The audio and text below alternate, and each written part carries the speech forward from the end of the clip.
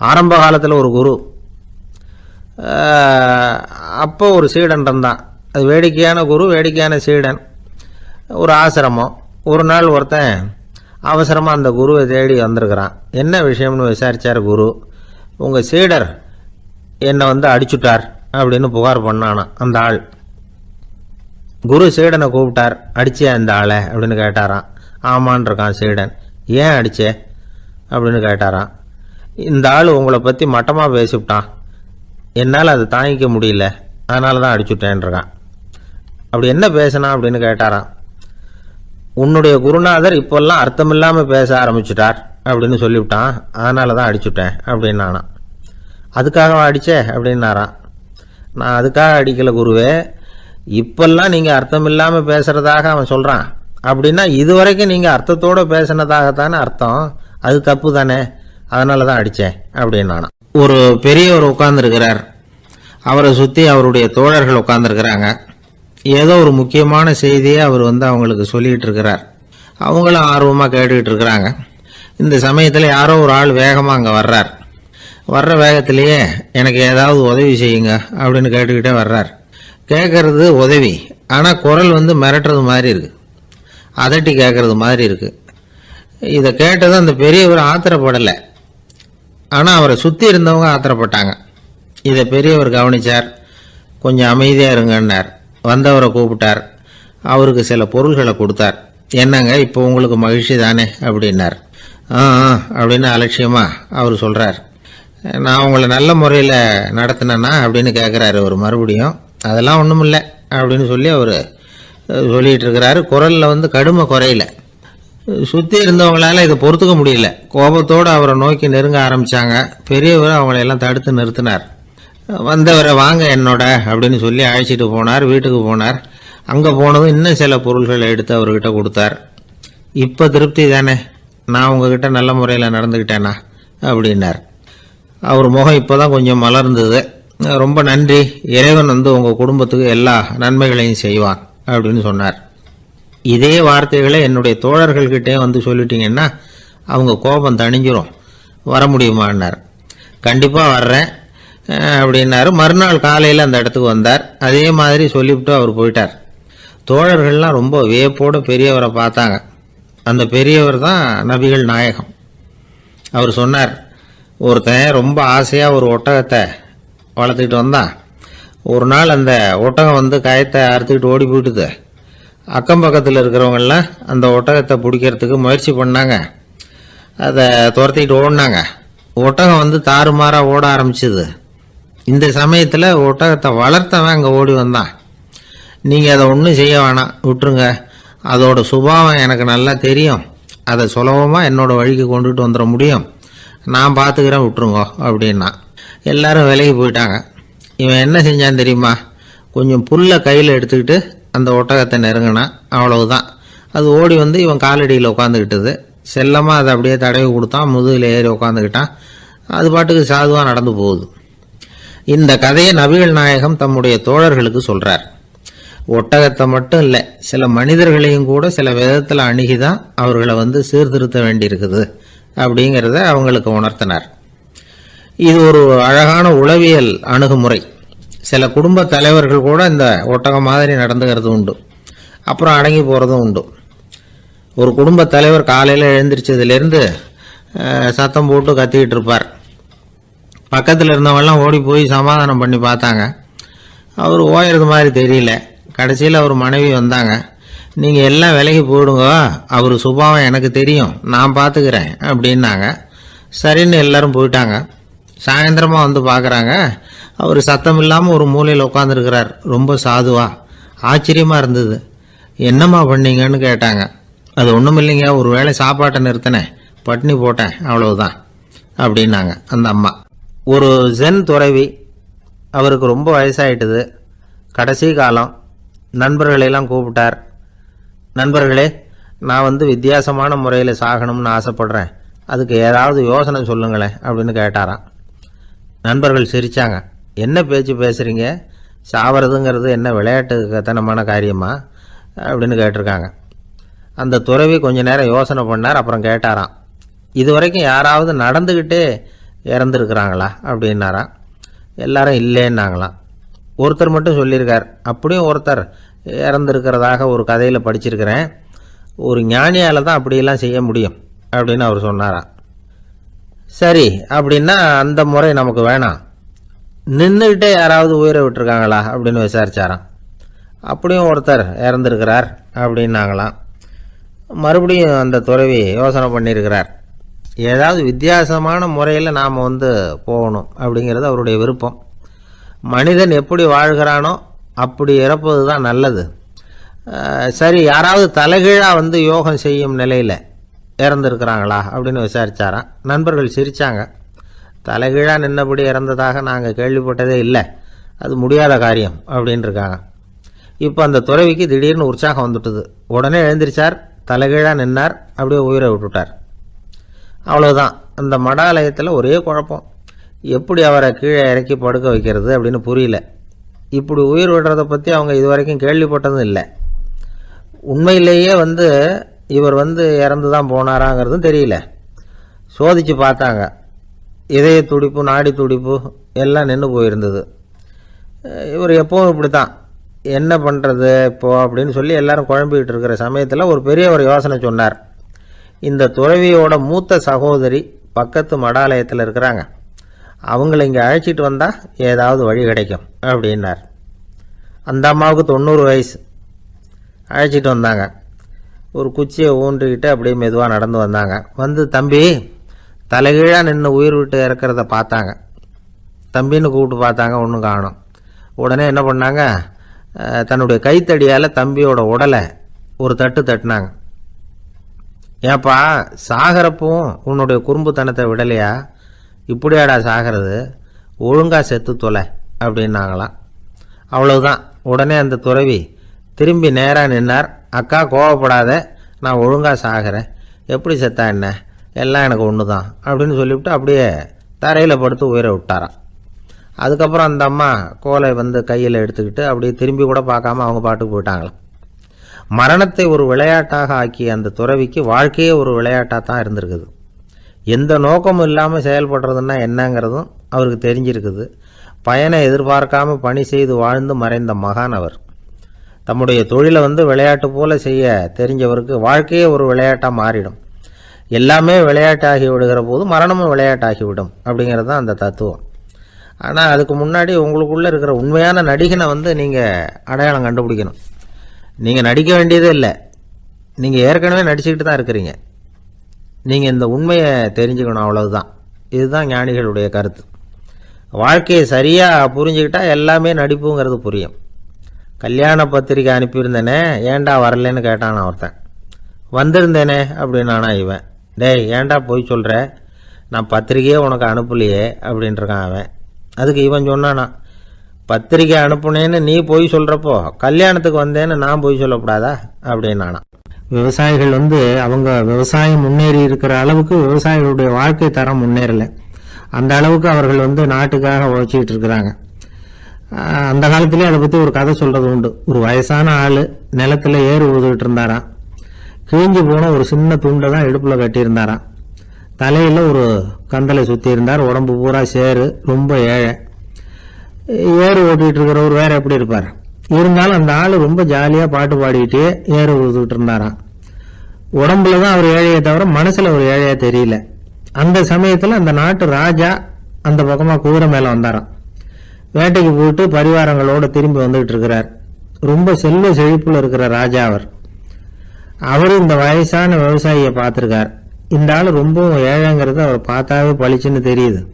கட்டிக்கிறதுக்கு நல்ல துணி இல்லை, உடம்போ இழைச்சி போயிருக்குது, வயிறு முதுகில் போய் ஒட்டிகிட்டு இருக்கு, கண்ணு குழு விழுந்து போயிருக்குது. ஆனாலும் முகத்தை பார்த்தா சந்தோஷமா இருக்கிற மாதிரி இருக்கு.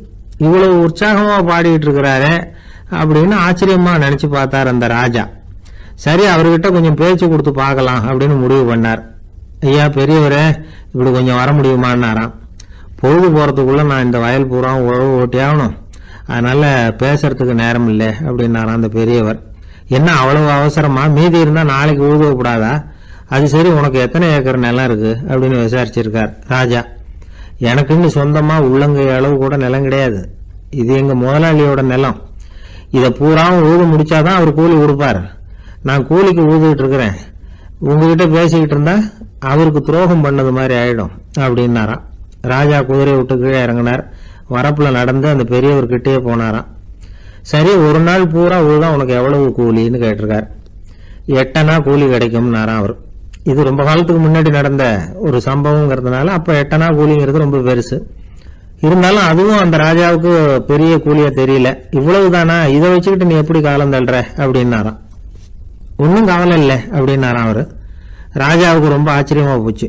8 அணா கூலி வாங்குற இந்த ஆளு கவலை இல்லாம இருக்கிறார், ஏராளமான வசதியோடு இருக்கிறன்னா கவலை இல்லாம வாழ முடியலையே அப்படின்னு நினைச்சு பார்த்திருக்கார்.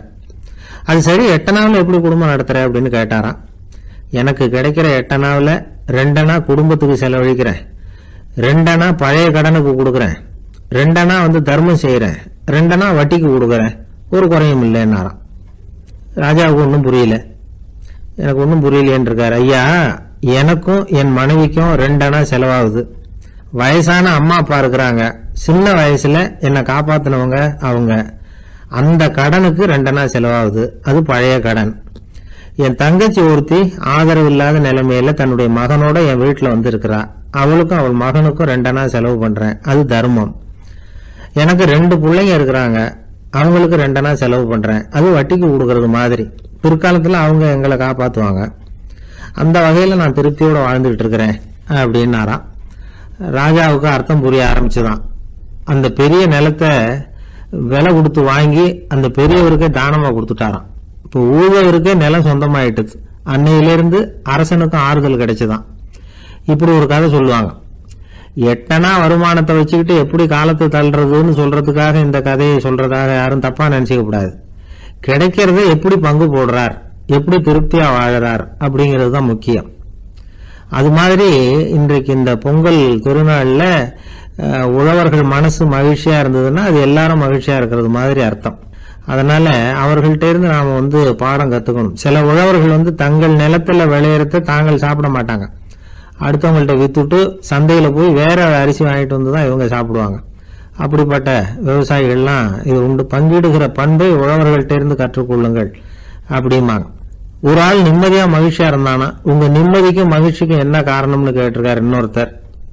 என்கிட்ட இருந்தது பூராவையும் என் பிள்ளைங்களுக்கு சமமா பங்கு போட்டு கொடுத்துட்டேன், எனக்குன்னு எதுவுமே வச்சுக்கல, அதுதான் நிம்மதிக்கு காரணம்னு இருக்கான். உங்ககிட்ட இருந்தது எவ்வளவு இருந்தது அப்படின்னு கேட்டிருக்காரு அவரு. மொத்தமா ஒரு 50,000 ரூபாய் இருக்கும் அப்படின்னு இருக்கான். அவ்வளவும் பணமாவே இருந்ததா அப்படின்னு கேட்டிருக்காங்க அவங்க. இல்லைங்க, அவ்வளவும் கடன், அதை தான் பிரிச்சு கொடுத்துருக்கேன் பிள்ளைங்க கிட்ட அப்படின்னு நானும். அவன் நம்பிக்கை இல்லைன்னா இந்த உலகத்துல நாம நடமாடவே முடியாது. அவநம்பிக்கையோடு இருந்துகிட்டு இருந்தா என்னைக்கும் அவஸ்தை தான். நாம நம்புறது நடக்குதோ இல்லையோ அது வேற விஷயம். ஆனா எதையும் நம்பி தான் நாம அடி வைக்க வேண்டியிருக்கு. வேற ஒன்றும் வேணாம், ஒரு லாட்ரி சீட்டு வாங்குறோம், அது எங்க நமக்கு விழப்போகுது அப்படிங்கிற அவநம்பிக்கையோடவா வாங்குறோம்.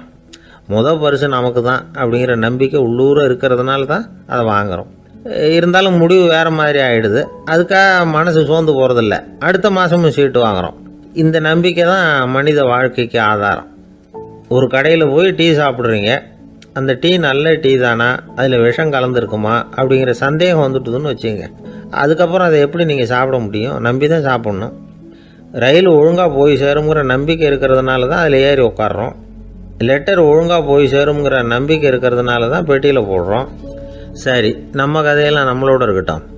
மனித நம்பிக்கை எந்த அளவுக்கு உறுதியாகவும் அறிவுபூர்வமாகவும் இருக்கணுங்கிறதுக்கு அலெக்சாண்டர் வாழ்க்கையில் நடந்த ஒரு சம்பவத்தை உதாரணமாக சொல்லலாம். இந்த உலகத்தையே ஜெயிக்கணும்னு புறப்பட்டார் அலெக்சாண்டர். ஒரு கட்டத்தில் அவர் சிட்னஸ் நதி கரைக்கு சேர்ந்தார்.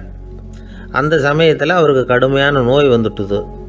அவர் கூடவே வந்திருந்த கிரேக்க வைத்தியர்கள் என்னென்னமோ முயற்சியெல்லாம் பண்ணி பார்த்தாங்க. இருந்தாலும் அலெக்சாண்டருக்கு வந்திருக்கிறது என்ன நோய்ங்கிறத அவங்களால கண்டுபிடிக்க முடியல. ஏன்னா அந்த பகுதியில் உள்ளவங்களுக்கு மட்டுமே அதிகமாக வரக்கூடிய ஒரு வினோதமான நோயாக இருந்தது அது. ஆனால் அவர் இருக்கிற இடம் எதிரியோட இடம், பாரசீக மன்னனோட ஆளுகைக்கு உட்பட்ட இடம். என்ன பண்ணுறது அப்படின்னு எல்லாரும் யோசனை பண்ணாங்க. பாரசீக மன்னனோட அரண்மனையில் இருக்கிற வைத்தியர் வந்தால் இந்த நோயை குணப்படுத்தி விடுவார் அப்படின்னு சொன்னாங்க. இருந்தாலும் எதிரியோட நாட்டில் இருக்கிற வைத்தியரை கூப்பிட்டு எப்படி நம்பி வைத்தியம் பார்க்க சொல்கிறது?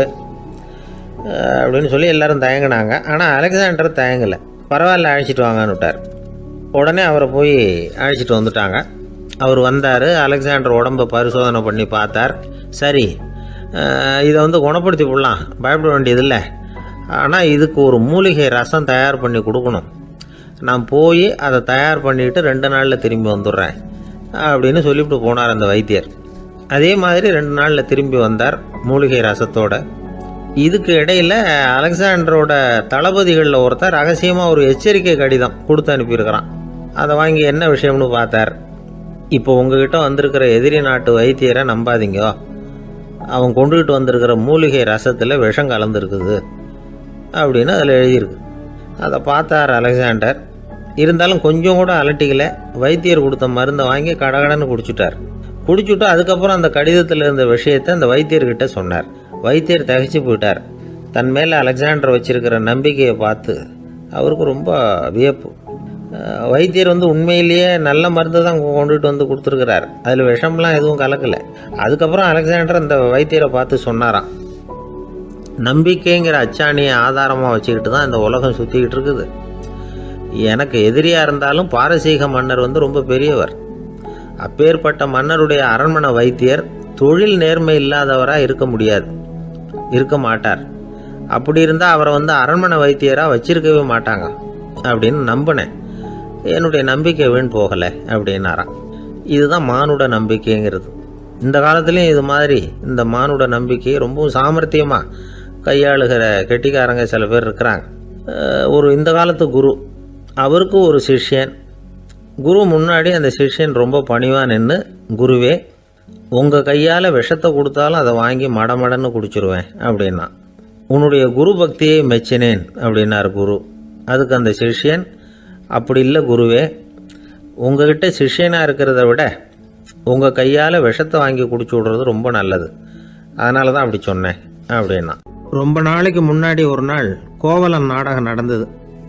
எங்கள் மதுரையில் நடந்தது. அதில் ஒரு முக்கியமான கட்டம். கண்ணகி கிட்ட சிலம்பை வாங்கிக்கிட்டு அதை விற்கிறதுக்காக மதுரை நகருக்கு புறப்படுறான் கோவலன். அந்த சமயத்தில் கண்ணகி பாடுற மாதிரி ஒரு நாடக பாடல் நாடக ஆசிரியர் எழுதினது. அது என்ன பாட்டுன்னா, மா பாவியோர் கூடி வாழும் மதுரைக்கு மன்னா போகாதீர் என்று அப்படின்னு ஆரம்பிக்கும் அந்த பாட்டு. இதுதான் அந்த பாட்டு. இதை கண்ணகி மேடையில் பாடின உடனே கூட்டத்தில் சலசலப்பு. நம்ம ஊர்லேயே நமக்கு முன்னாடியே நின்றுக்கிட்டு மா பாவியோர் கூடி வாழும் மதுரை அப்படின்னு சொல்கிறாங்களே, என்ன தைரியம் அப்படின்னு எல்லாம் குழப்பம் பண்ண ஆரம்பிச்சிட்டாங்க. மக்கள் சத்தம் போட ஆரம்பிச்சிட்டாங்க. எதிர்ப்பு குரல் அது பாட்டுக்கு வர அதிகமாக போட்டுது. கொண்டுக்கிட்டு வா அந்த நாடக ஆசிரியரை, எழுதுனது யார் அப்படின்னு ஒரே சத்தம், கூச்சல்.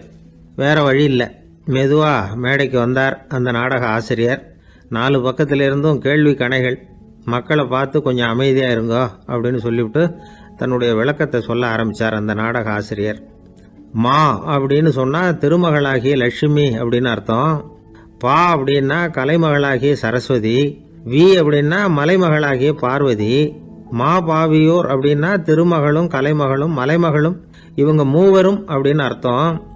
இந்த 3 பேரும் வாழ்கின்ற மதுரை புனிதம் நிறைந்தது, சகல செல்வங்களும் நிறைஞ்சது. அப்படிப்பட்ட ஊரில் நான் அணிந்து கொள்ளும் இந்த சாதாரண சிலம்பை யார் வாங்கிக்குவாங்க அப்படிங்கிற எண்ணத்தோடு தான் கண்ணகி அப்படி சொல்கிறா. அதை நினச்சி தான் நான் எழுதினேன். ஆகவே மதுரையை ரொம்ப சிரமப்படுத்தணும், ரொம்ப மோசமாக எழுதணும் அப்படிங்கிற எண்ணம்லாம் எனக்கு கிடையாது. பெருமைப்படுத்தணும்னு நினச்சி தான் அப்படி எழுதினேன் அப்படின்னு விளக்கம் கொடுத்தாராம். இந்த விளக்கத்தை கேட்டதும் எல்லாரும் ரொம்ப சமாதானம் ஆயிட்டாங்களாம். இப்படி விளக்கம் கொடுத்த அந்த நாடக ஆசிரியர் யார் தெரியுமா? அவர் தான் தமிழ் நாடக உலகின் முதல் ஆசான் சங்கரதாஸ் சுவாமிகள். அவருக்கு நகைச்சுவை உணர்வும் அதிகம். 1920ஆம் ஆண்டு திருநெல்வேலியில் அவர் தங்கியிருக்கிறார் நாடகம் நடத்துறதுக்காக. அவர் தங்கியிருந்த வீட்டில் கொசு மூட்டைப்பூச்சி அதிகமாக இருந்திருக்கு. அவரால் தூங்கவே முடியல. அவர் அனுபவித்த தொல்லைகள் ஒரு பாட்டாக உருவாச்சு. வேடிக்கையாக ஒரு பாட்டு எழுதினாராம். மூட்டையும் கொசுவும் ஒரு வீட்டிலே மீட்டிங் போட்டால் முன்னே நிற்க யாரால் முடியும்? கொசு மோகன ராகம் போல சத்தம் போட்டு முன்னே நின்று செய்திடும் யுத்தம். இதை மறுநாள் நாடகத்தில் கோமாளி வேஷம் போட்ட ஒரு சிறுவனை விட்டு பாட வச்சிருக்காரு. எல்லாரும் சிரித்து ரசித்தாங்களாம். சங்கரதாஸ் சுவாமிகள் கல்யாணமே பண்ணிக்கல, துறவி மாதிரியே வாழ்ந்திருக்கார். தமிழ் நாடக கலைக்கு தன்னையே அர்ப்பணம் பண்ணிக்கிட்டவர் அவர். 1922 நவம்பர் மாதத்தில் ஒரு நாள் புதுச்சேரியில் அவர் வாழ்க்கை முடிஞ்சுது. அப்போ அவருக்கு வயசு 55. சங்கரதாஸ் சுவாமிகள் நாடக ஆசிரியர் மட்டும் இல்லை, மேடை நாடக இயக்குனர், தயாரிப்பாளர், அவரே ஒரு சிறந்த நடிகர். ஒரு தடவை சாவித்திரி நாடகத்தில் இவர் யமதர்மனா வேஷம் போட்டு நடிச்சிருக்கிறார். நாடகம் பார்த்துக்கிட்டு இருந்த கருவுற்ற ஒரு பெண்மணிக்கு பயத்தினால அங்கேயே குழந்தை பிறந்துட்டு தான். அந்த நிகழ்ச்சிக்கு அப்புறம் இவர் இந்த வேஷம் போடுறப்போலாம் ஜனங்களுக்கு முன்கூட்டியே எச்சரிக்கை கொடுக்க ஆரம்பிச்சிருவாராம். அதாவது அப்படி யாராவது பயப்படுறவங்க இருந்தால் கொஞ்சம் கண்ணை மூடிங்க அல்லது எழுந்திரிச்சு போடுங்கன்னு. நடிப்புன்னா அப்படிலாம் இருக்கணும். இந்த காலத்தில் நடிகர் ஒருத்தர் சொன்னார், சார் நான் இந்த நாடகத்தில் நடிக்கிறப்போ முகத்தில் நவரசங்களையும் காட்டி நடித்தேன், உணர்ச்சிகளை எல்லாம் நல்லா காட்டி நடித்தேன். அப்படி இருந்து ஜனங்கள் கல்லை எடுத்து மேடையில் வீசிவிட்டாங்க சார் அப்படின்னார். நாடகத்தில் உங்களுக்கு என்ன வேஷம் அப்படின்னு கேட்டாங்க. அது செத்து கிடக்கிற பணமாக நடித்தேன் சார் அப்படின்னார். ஒரு குரு, இளம் சீடர்கள் எதிரில் உட்காந்துருக்கிறாங்க. குரு பாடம் நடத்திக்கிட்டு இருக்கிறார். சீடர்களுக்கு ஒரு ஆசை, அதாவது ஒரு முக்கியமான மந்திரத்தை நம்ம குருநாதர்கிட்ட இருந்து கற்றுக்கணும் அப்படிங்கிறது அவங்க ஆசை. அது என்ன மந்திரம்னா, இறந்தவரை உயிர்ப்பிக்கக்கூடிய புனித மந்திரம், அதாவது செத்தவங்களுக்கு மீண்டும் உயிர் உண்டாக்குகிற மந்திரம். குருவே தயவு பண்ணி அந்த மந்திரத்தை எங்களுக்கு உபதேசிக்கணும் அப்படின்னு கேட்டாங்க. அது ரொம்ப ஆபத்தானது, அது என்னத்துக்கு உங்களுக்கு வேண்டாமேன்னாராம் குரு. எங்களுடைய நம்பிக்கை உறுதிப்படுறதுக்காகத்தான் கேட்குறோம், வேற ஒன்றும் இல்லை அப்படின்னாங்களாம் சீடர்கள். பக்குவப்படாத அறிவுங்கிறது ரொம்ப ஆபத்தானது அப்படின்னாராம் குரு. இது சீடர்களுக்கு புரியல. அது எப்படிங்க பக்குவப்படாத அறிவு ஆபத்தானதுன்னு சொல்றீங்க, அப்படின்னா என்ன அப்படின்னு கேட்டிருக்காங்க சீடர்கள். குரு அதுக்கு விளக்கம் கொடுத்தாராம். அந்த மந்திரத்தை எப்போ பயன்படுத்தணுங்கிறது முக்கியம். அதை அறியக்கூடிய ஞானம் ஏற்படுகிற வரைக்கும் அதை தெரிஞ்சுக்காம இருக்கிறது தான் நல்லது, இல்லைன்னா ஆபத்துன்னாராம். ஆனால் அந்த சீடர்கள் அதை கேட்குற மாதிரி இல்லை, ரொம்ப பிடிவாதம் பண்ண ஆரம்பிச்சுட்டாங்க. சரி வாங்க சொல்கிறேன்னார் குரு. எல்லாரும் வந்தாங்க. அந்த புனித மந்திரத்தை அவங்களுக்கு ரகசியமாக உபதேசம் பண்ணார். உபதேசம் பண்ணிவிட்டு அவங்களுக்கு எச்சரிக்கையும் கொடுத்தார். இந்த மந்திரத்தை நல்லா ஆராய்ச்சி பார்த்ததுக்கு அப்புறம் தான் உச்சரிக்கணும், அவசரப்பட்டு எதுவும் செஞ்சிடக்கூடாது அப்படின்னு ஒரு தடவைக்கு பல தடவை எச்சரிக்கை கொடுத்தார். சரின்னு சொல்லிவிட்டு அவங்கெல்லாம் மந்திரத்தை கற்றுக்கிட்டு எழுந்திரிச்சு போயிட்டாங்க. ஒரு நாள் அந்த சீடர்கள் எல்லாம் மணற்பாங்கான இடத்துல அப்படியே நடந்து போயிட்டு இருக்கிறாங்க. ஒரு பாலைவன பகுதி மாதிரி ஒரு இடம். அங்கே ஒரு இடத்துல எலும்புகள் குவியலாக கிடந்தது. உடனே இந்த சீடர்கள் முன்ன பின்ன யோசிக்காம, தியானமும் பண்ணாம அந்த மந்திரத்தோட பயனை சோதிச்சு பார்க்கணும் அப்படின்னு நினச்சிக்கிட்டு அந்த மந்திரத்தை உச்சரிக்க ஆரம்பிச்சிட்டாங்க. அவ்வளோதான். உடனே என்னாச்சு தெரியுமா, அந்த எலும்புகள் எல்லாம் ஓநாய்களாக மாறி அவங்கள துரத்த ஆரம்பிச்சிட்டுது. சீடர்கள் எல்லாம் தலைதெறிக்க ஓட ஆரம்பிச்சிட்டாங்க. ஓநாய்களும் விடலை, அவங்கள துரத்தி பிடிச்சி கடிச்சு கொதற ஆரம்பிச்சிட்டுது. அப்போதான் அந்த சீடர்களுக்கு குரு சொன்ன அறிவுரையோட அர்த்தம் புரிஞ்சுது. பக்குவப்படாத அறிவு ஆபத்தானது அப்படிங்கிறது. அதனால் இதிலேருந்து நாம் தெரிஞ்சுக்க வேண்டியது என்னென்னா, நாம் நம்ம அறிவை வளர்த்துக்கிட்டா மட்டும் போதாது, அந்த அறிவை எப்போ எப்படி பயன்படுத்தணும் அப்படிங்கிற பக்குவமும் நமக்கு வரணும். அப்போ தான் வாழ்க்கை நல்லபடியாக அமையும், இல்லைன்னா இடைஞ்சல் தான். இந்த காலத்தில் சில சின்ன பிள்ளைங்களுக்கே அறிவு ரொம்ப பக்குவப்பட்டிருக்குங்கிறத உணர முடியுது. ஒரு சின்ன பையன் பள்ளிக்கூடத்தில் மார்க் லிஸ்ட் கொடுத்தாங்க, வாங்கிக்கிட்டு அவசரமாக வீட்டுக்கு ஓடினான். எதிரில் வந்த ஒருத்தர் கேட்டார், என்ன அவசரம், ஏன் இப்படி வேகமாக ஓடுறேன்னார். எங்கள் அம்மா கிட்ட அடி வாங்கணும், அதுக்காக தான் ஓடுறேன்னா. அடி வாங்கிறதுக்காக இவ்வளவு அவசரம்னார் அவர். அப்படி இல்லைங்க, நான் போகிறதுக்குள்ளே எங்கள் அப்பா வீட்டுக்கு வந்துட்டாருன்னா அவர்கிட்ட அடி வாங்க வேண்டியிருக்கும், அதை அவாய்ட் பண்ணுறதுக்காக இப்படி ஓடுறேன் அப்படின்னு நானும் அந்த பையன். இந்த உலகத்தில் எல்லாருக்கும் மகிழ்ச்சி தரக்கூடிய ஒரு பொருள் எது? இது ஒரு முக்கியமான கேள்வி. இந்த கேள்விக்கு பொருத்தமான ஒரு பதிலை உங்களால் சொல்ல முடியுமா? அதாவது கொஞ்சம் யோசித்து பார்த்தா பணம்னு சொல்லலாமா? இப்போ கையில் காசு இல்லாதவங்ககிட்ட ஒரு 10 ரூபாயை கொடுத்தா அது அவனுக்கு சந்தோஷத்தை கொடுக்கும்.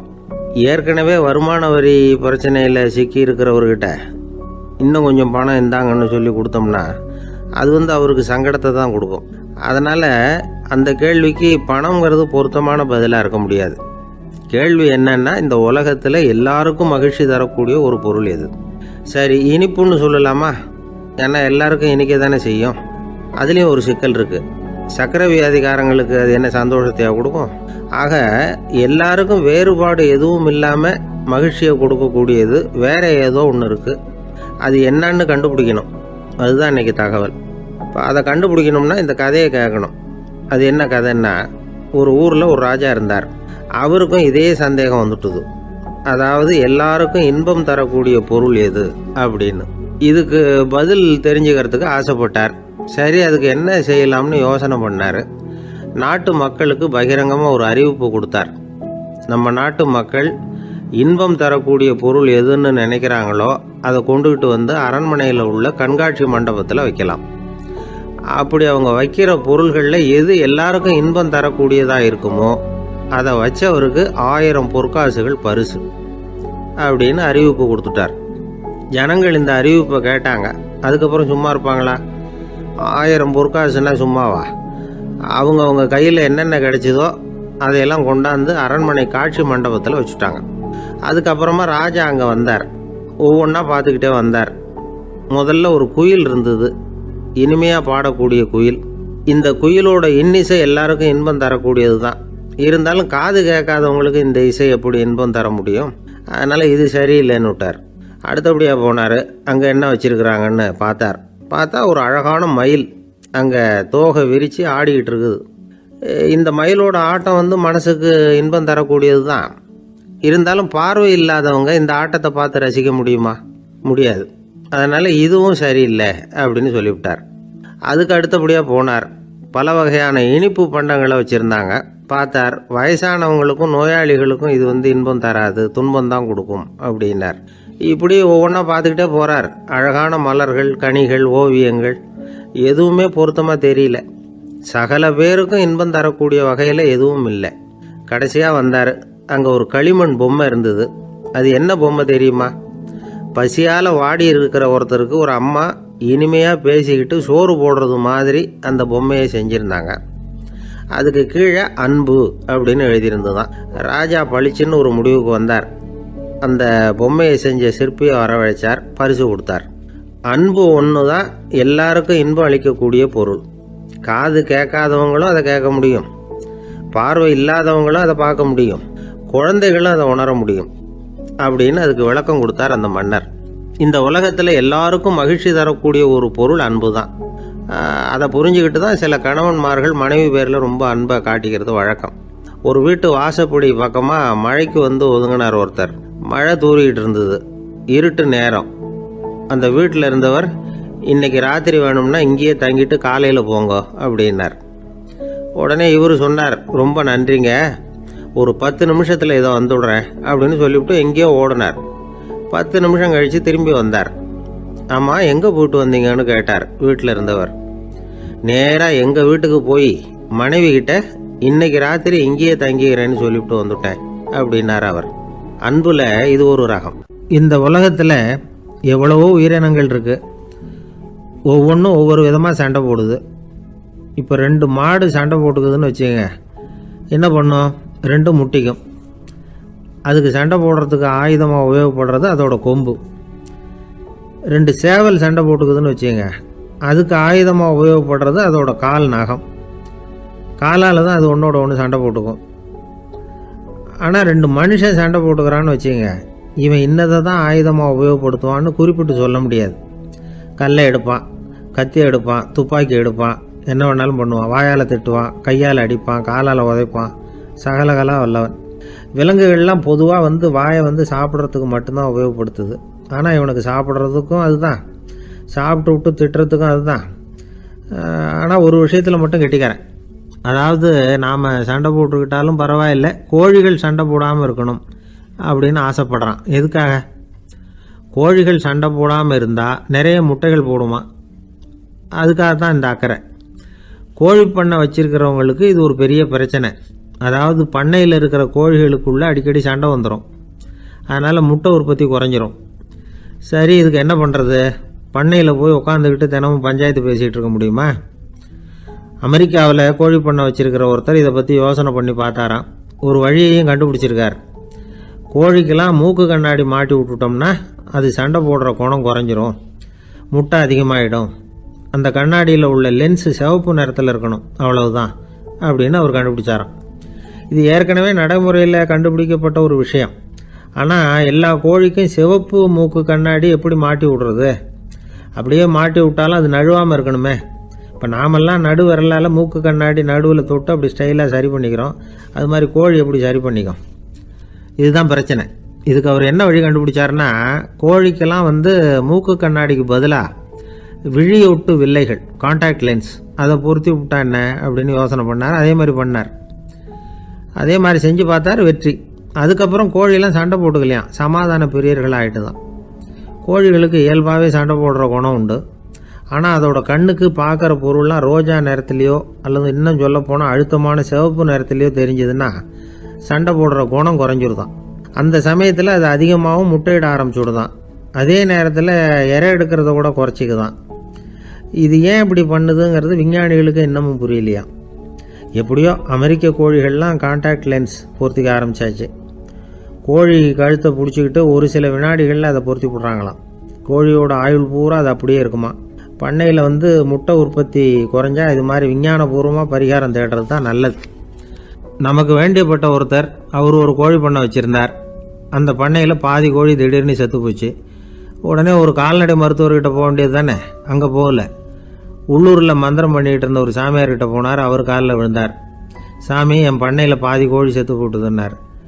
சாமியார் யோசனை பண்ணார். சரி, பண்ணையில் வாசப்படி கிழக்கு பக்கமாக வச்சுருக்கியா மேற்கு பக்கமாக வச்சுருக்கியான்னு கேட்டார்.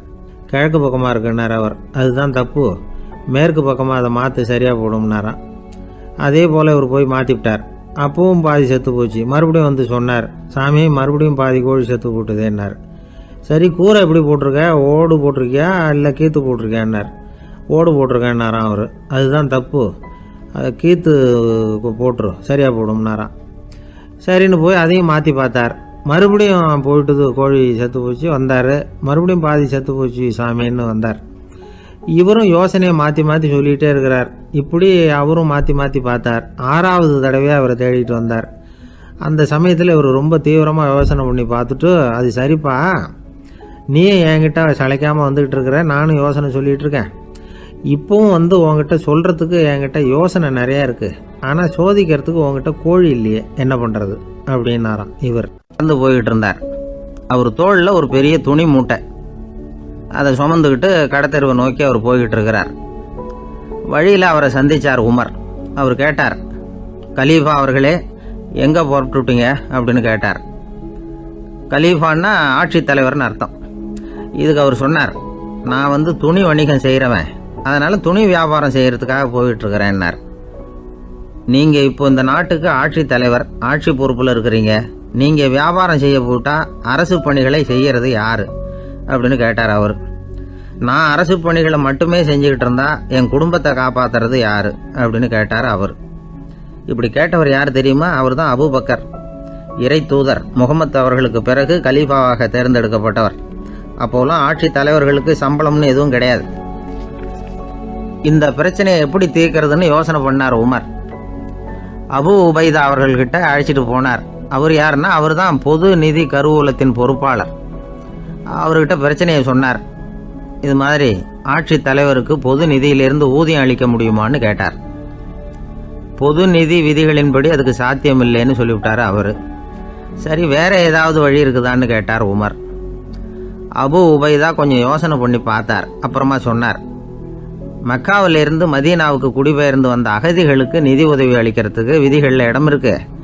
அப்படி பார்த்தா அபூபக்கரும் அகதி தானே, அதனால எல்லா அகதிகளுக்கும் கொடுக்கறது மாதிரியே அவருக்கும் ஒரு தொகை அளிக்கலாம்னார். கலீஃபா அபூபக்கருக்கு இந்த அகதி உதவி தொகையைத்தான் கொடுத்துட்டு வந்தாங்களாம். குடும்ப செலவுக்கு அது போதுமானதா இல்லை. இருந்தாலும் கலீஃபாங்கிறதுக்காக மற்ற அகதிகளை விட அதிகமாக தொகையை பெற அவர் விரும்பலை. மார்பு பக்கம் கிழிஞ்சிருந்த ஒரு மேலாடையை தான் அவர் அணிஞ்சிருந்தார். அவருடைய துணைவியார் அஸ்மா, அவங்க ஒரு நாள் தேன் அருந்த ஆசையாக இருக்குன்னாங்களாம்.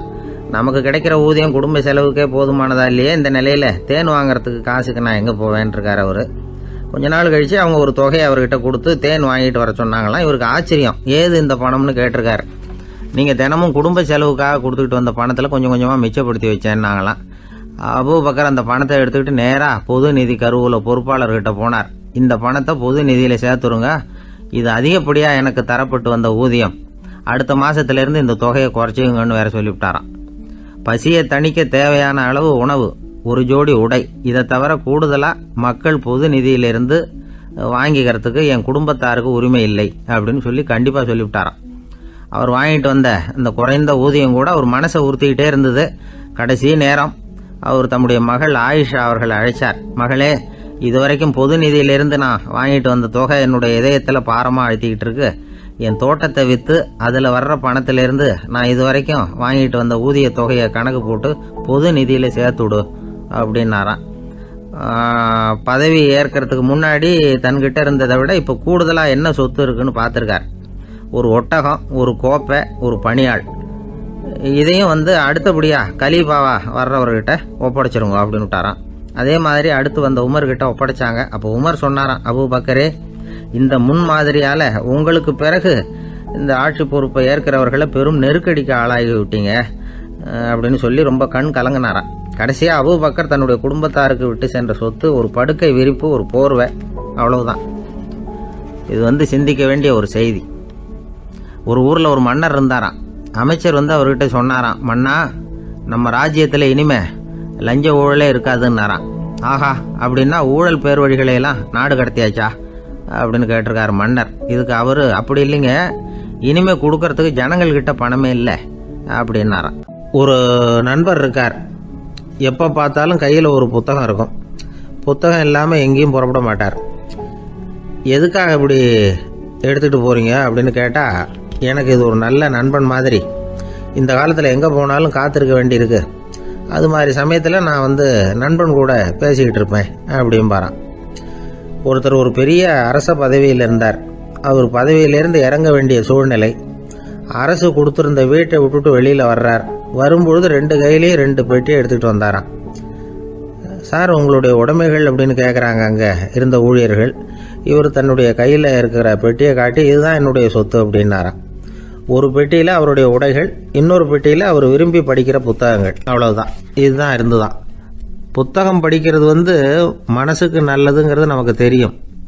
புத்தக வாசிப்பு உடம்புக்கும் நல்லதுங்கிறாங்க. அது நமக்கு ஆச்சரியமாக தான் இருக்குது. ஒரு நபர் ஒரு வருஷத்தில் சராசரியாக 2000 பக்கங்களை படிச்சிருக்கணுமா, யுனெஸ்கோ பரிந்துரை. ஆனால் நம்ம நாட்டில் நாம் சராசரியாக படிக்கிறது 32 பக்கங்கள், அவ்வளவுதான். இவ்வளவுக்கு நம்ம நாட்டில் 6000த்துக்கும் மேற்பட்ட நாளேடுகள், 2000த்துக்கும் மேற்பட்ட இதழ்கள், மலர்கள், இவ்வளவு இருந்தும் சரியாக வரல. இந்த உலகத்தில் முதல் நூலகம் எங்கே எப்போ ஆரம்பமாச்சு தெரியுமா? கிமு 2500ஆம் ஆண்டில் அது ஆரம்பமாயிருக்குது. பாபிலோனியாவில் அமில் அனு அப்படிங்கிற அரசன் தான் நூலகத்தை உருவாக்கி இருக்கிறான். அப்போல்லாம் தாள் கிடையாது, களிமண் தான். களிமண் பலகைகளில் எழுதி அது தொகுத்து அப்படியே நூலாக்கி அதை நூலகத்தில் வச்சுருப்பாங்களாம். அரசருடைய நூலகத்தில் 1000த்துக்கும் மேற்பட்ட நூல்கள் இருந்ததாக வரலாற்று குறிப்பு இருக்குது. அது மட்டும் இல்லை, அந்த நூலகத்தில் பொருள் வாரியாக, அதாவது சப்ஜெக்ட் வாரியாக புத்தகங்களை வகைப்படுத்தி வச்சுருந்தாங்களாம். அதில் மிச்சம் இருந்த ஒரு 25 களிமண் பலகை புத்தகங்கள் இன்றைக்கும் பிரிட்டிஷ் அருங்காட்சியகத்தில் இருக்குதான். அச்சு, தாள் இதெல்லாம் ஏற்பட்டதுக்கு அப்புறம் அமைக்கப்பட்டது தான் பிரான்சில் இருக்கக்கூடிய பாரிஸ் நூலகம்.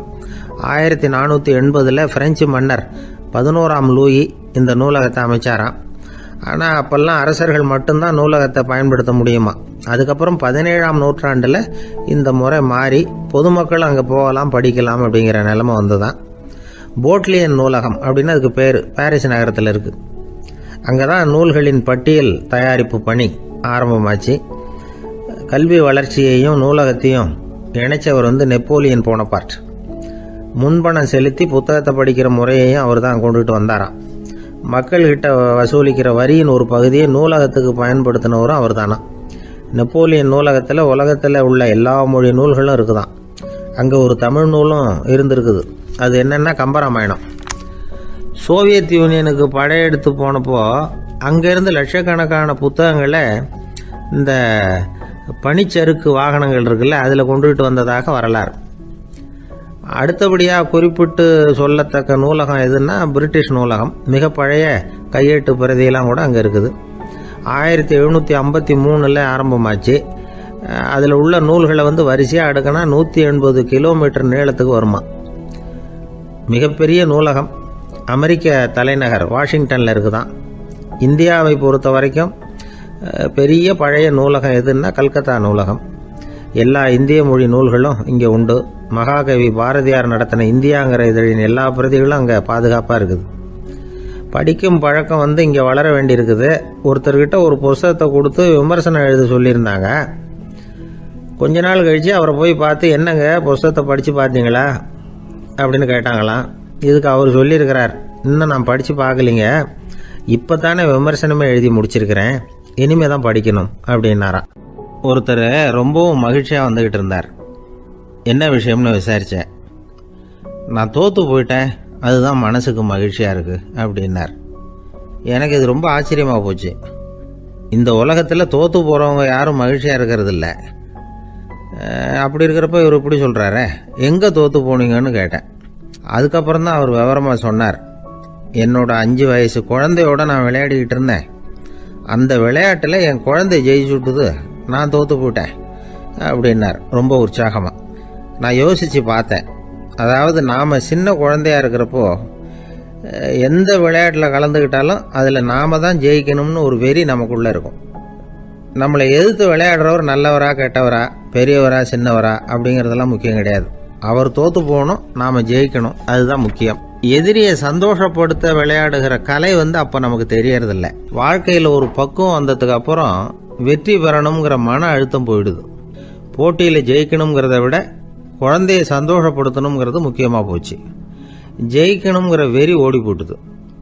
ஒரு குழந்தையாக இருந்தப்போ நம்ம வளர்ச்சிக்கு உதவிய வெறி பெரியவனானதுக்கு பிறகு நமக்கு எதிரியாக மாறுது. அதை சரியான சமயத்தில் நாம் புரிஞ்சுக்கிட்டோம்னா போதும், நாம் பொழைச்சிக்கலாம். ஒவ்வொரு மனுஷனுமே வாழ்க்கையோட அடுத்த கட்ட வளர்ச்சியில் அடி எடுத்து வைக்கிற நேரத்தில் தன்கிட்ட இருந்து ஏதோ ஒரு குணத்தை அல்லது தன் குணம் இருந்த ஏதோ ஒரு உறவை நாம் இழக்கத்தான் வேண்டியிருக்குது. ஒரு கட்டம் வரைக்கும் உதவியாக இருந்த குணம் அடுத்த கட்டத்துக்கு தடையாக கூட மாறிடலாம். இந்த பரிமாண மாற்றத்துக்கு உள்ளாகிற ஒவ்வொருத்தரும் பிரத்யட்சமாக இதை உணர்றாங்க. ஆனால் பல பேர் எப்படின்னா, பழசை திறந்துவிட்டு புதிய கொள்கைகளை உருவாக்கிக்கிறதுக்கு இஷ்டம் இல்லாமல் இருந்துடுறாங்க, அல்லது அப்படி செய்ய முடியாமல் தவிக்கிறாங்க.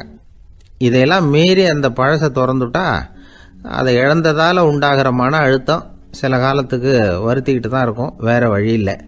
ஆரோக்கியமான ஒரு முன்னேற்றத்துக்காக அந்த மன அழுத்தத்தை தாங்கிக்கத்தான் வேணும் அப்படிங்கிறாரு அந்த உலக புகழ்பெற்ற மேதை ஒருத்தர், இந்த ஸ்காட் பெக் அப்படிங்கிறவர். பிறந்த நாள் முதல் இதுதான் சரி அப்படின்னு கற்பிக்கப்பட்டு வந்த ஒவ்வொரு தத்துவத்தையும் தங்களுடைய வளர்ச்சிக்கு தகுந்த மாதிரி மாற்றி அர்த்தப்படுத்தி கொள்ள முடியாமல் வாழ்க்கை சூழல்ல அப்படியே அரைப்பட்டு தூளாகிறவர்கள் தான் ரொம்ப தவிக்கிறாங்களாம். இதுதான் அவருடைய கருத்து. பெரும்பாலும் மனிதர்களுடைய நடுத்தர வயசில், அதாவது 30 தாண்டுகிற சமயத்தில் தான் இந்த தவிப்பு உண்டாகுதான். இதை தான் மேற்கத்திய நாடுகளில் அடிக்கடி மிட் லைஃப் கிரைசிஸ் அப்படின்னு சொல்கிறாங்க. அப்பப்போ பழசையெல்லாம் தொலைச்சி விட்டு புதுசாக பிறக்கிறதுக்கு கற்றுக்கணும். ஒவ்வொரு நிமிஷத்தையும் அந்த நிமிஷத்துக்கு ஏற்ற சித்தாந்தம் கொண்டவர்களாக சந்திப்போம் அப்படிங்கிறார் அந்த உளவியல் நிபுணர். இப்படி பழகிக்கிட்டால் வாழ்க்கை இன்பமயம், இல்லைன்னா தவிப்பு மயம்தான். பழசை தொலைக்க முடியாதவர்களில் எத்தனையோ பேர் உண்டு, எத்தனையோ ரகம் உண்டு. அதில் வேடிக்கையான நண்பர்களும் உண்டு. ஒருத்தர் நண்பர் வீட்டுக்கு போனார். அவர் ஏதோ இனிப்பு பலகாரம் கொடுத்து சாப்பிட சொல்லியிருக்கிறாங்க அவங்க வீட்டில். இவர் சாப்பிட்டு பார்த்துட்டு சொன்னாராம், சார் 6 மாதத்துக்கு முன்னாடி ஒரு தடவை இங்கே வந்தேன், அப்போது ஒரு இனிப்பு பலகாரம் கொடுத்தீங்க, அது இதை விட நல்லா இருந்தது சார் அப்படின்னாராம். அப்போ செஞ்ச அதே இனிப்பு பலகாரம் தான் சார் இதுவும் அப்படின்னாராம் அவர். ஐயா, என்னுடைய நூல் வெளியீட்டு விழாவுக்கு அவசியம் நீங்கள் வரணும் அப்படின்னு கூப்பிட்டார் ஒருத்தர். எப்போ வரணும்னு கேட்டேன். அடுத்த வாரம்னார். சரி, புத்தகம் தயாராகிட்டுதா அப்படின்னு. நாளைக்கு தான் அச்சிக்க கொடுக்க போகிறேன்னார். என்னங்க இது, புத்தகம் அச்சிடுறதுக்கு முன்னாடியே அழைப்புதழை அச்சடிச்சு விட்டீங்களே அப்படின்னு கேட்டேன். அதனால் என்னங்க, அந்த காலம் மாதிரியா போடலாம், அச்சுக்கலை எவ்வளவோ முன்னேறியாச்சுங்க. Linotype, monotype, phototype, laser, இப்படி என்னென்னமோ வந்தாச்சு.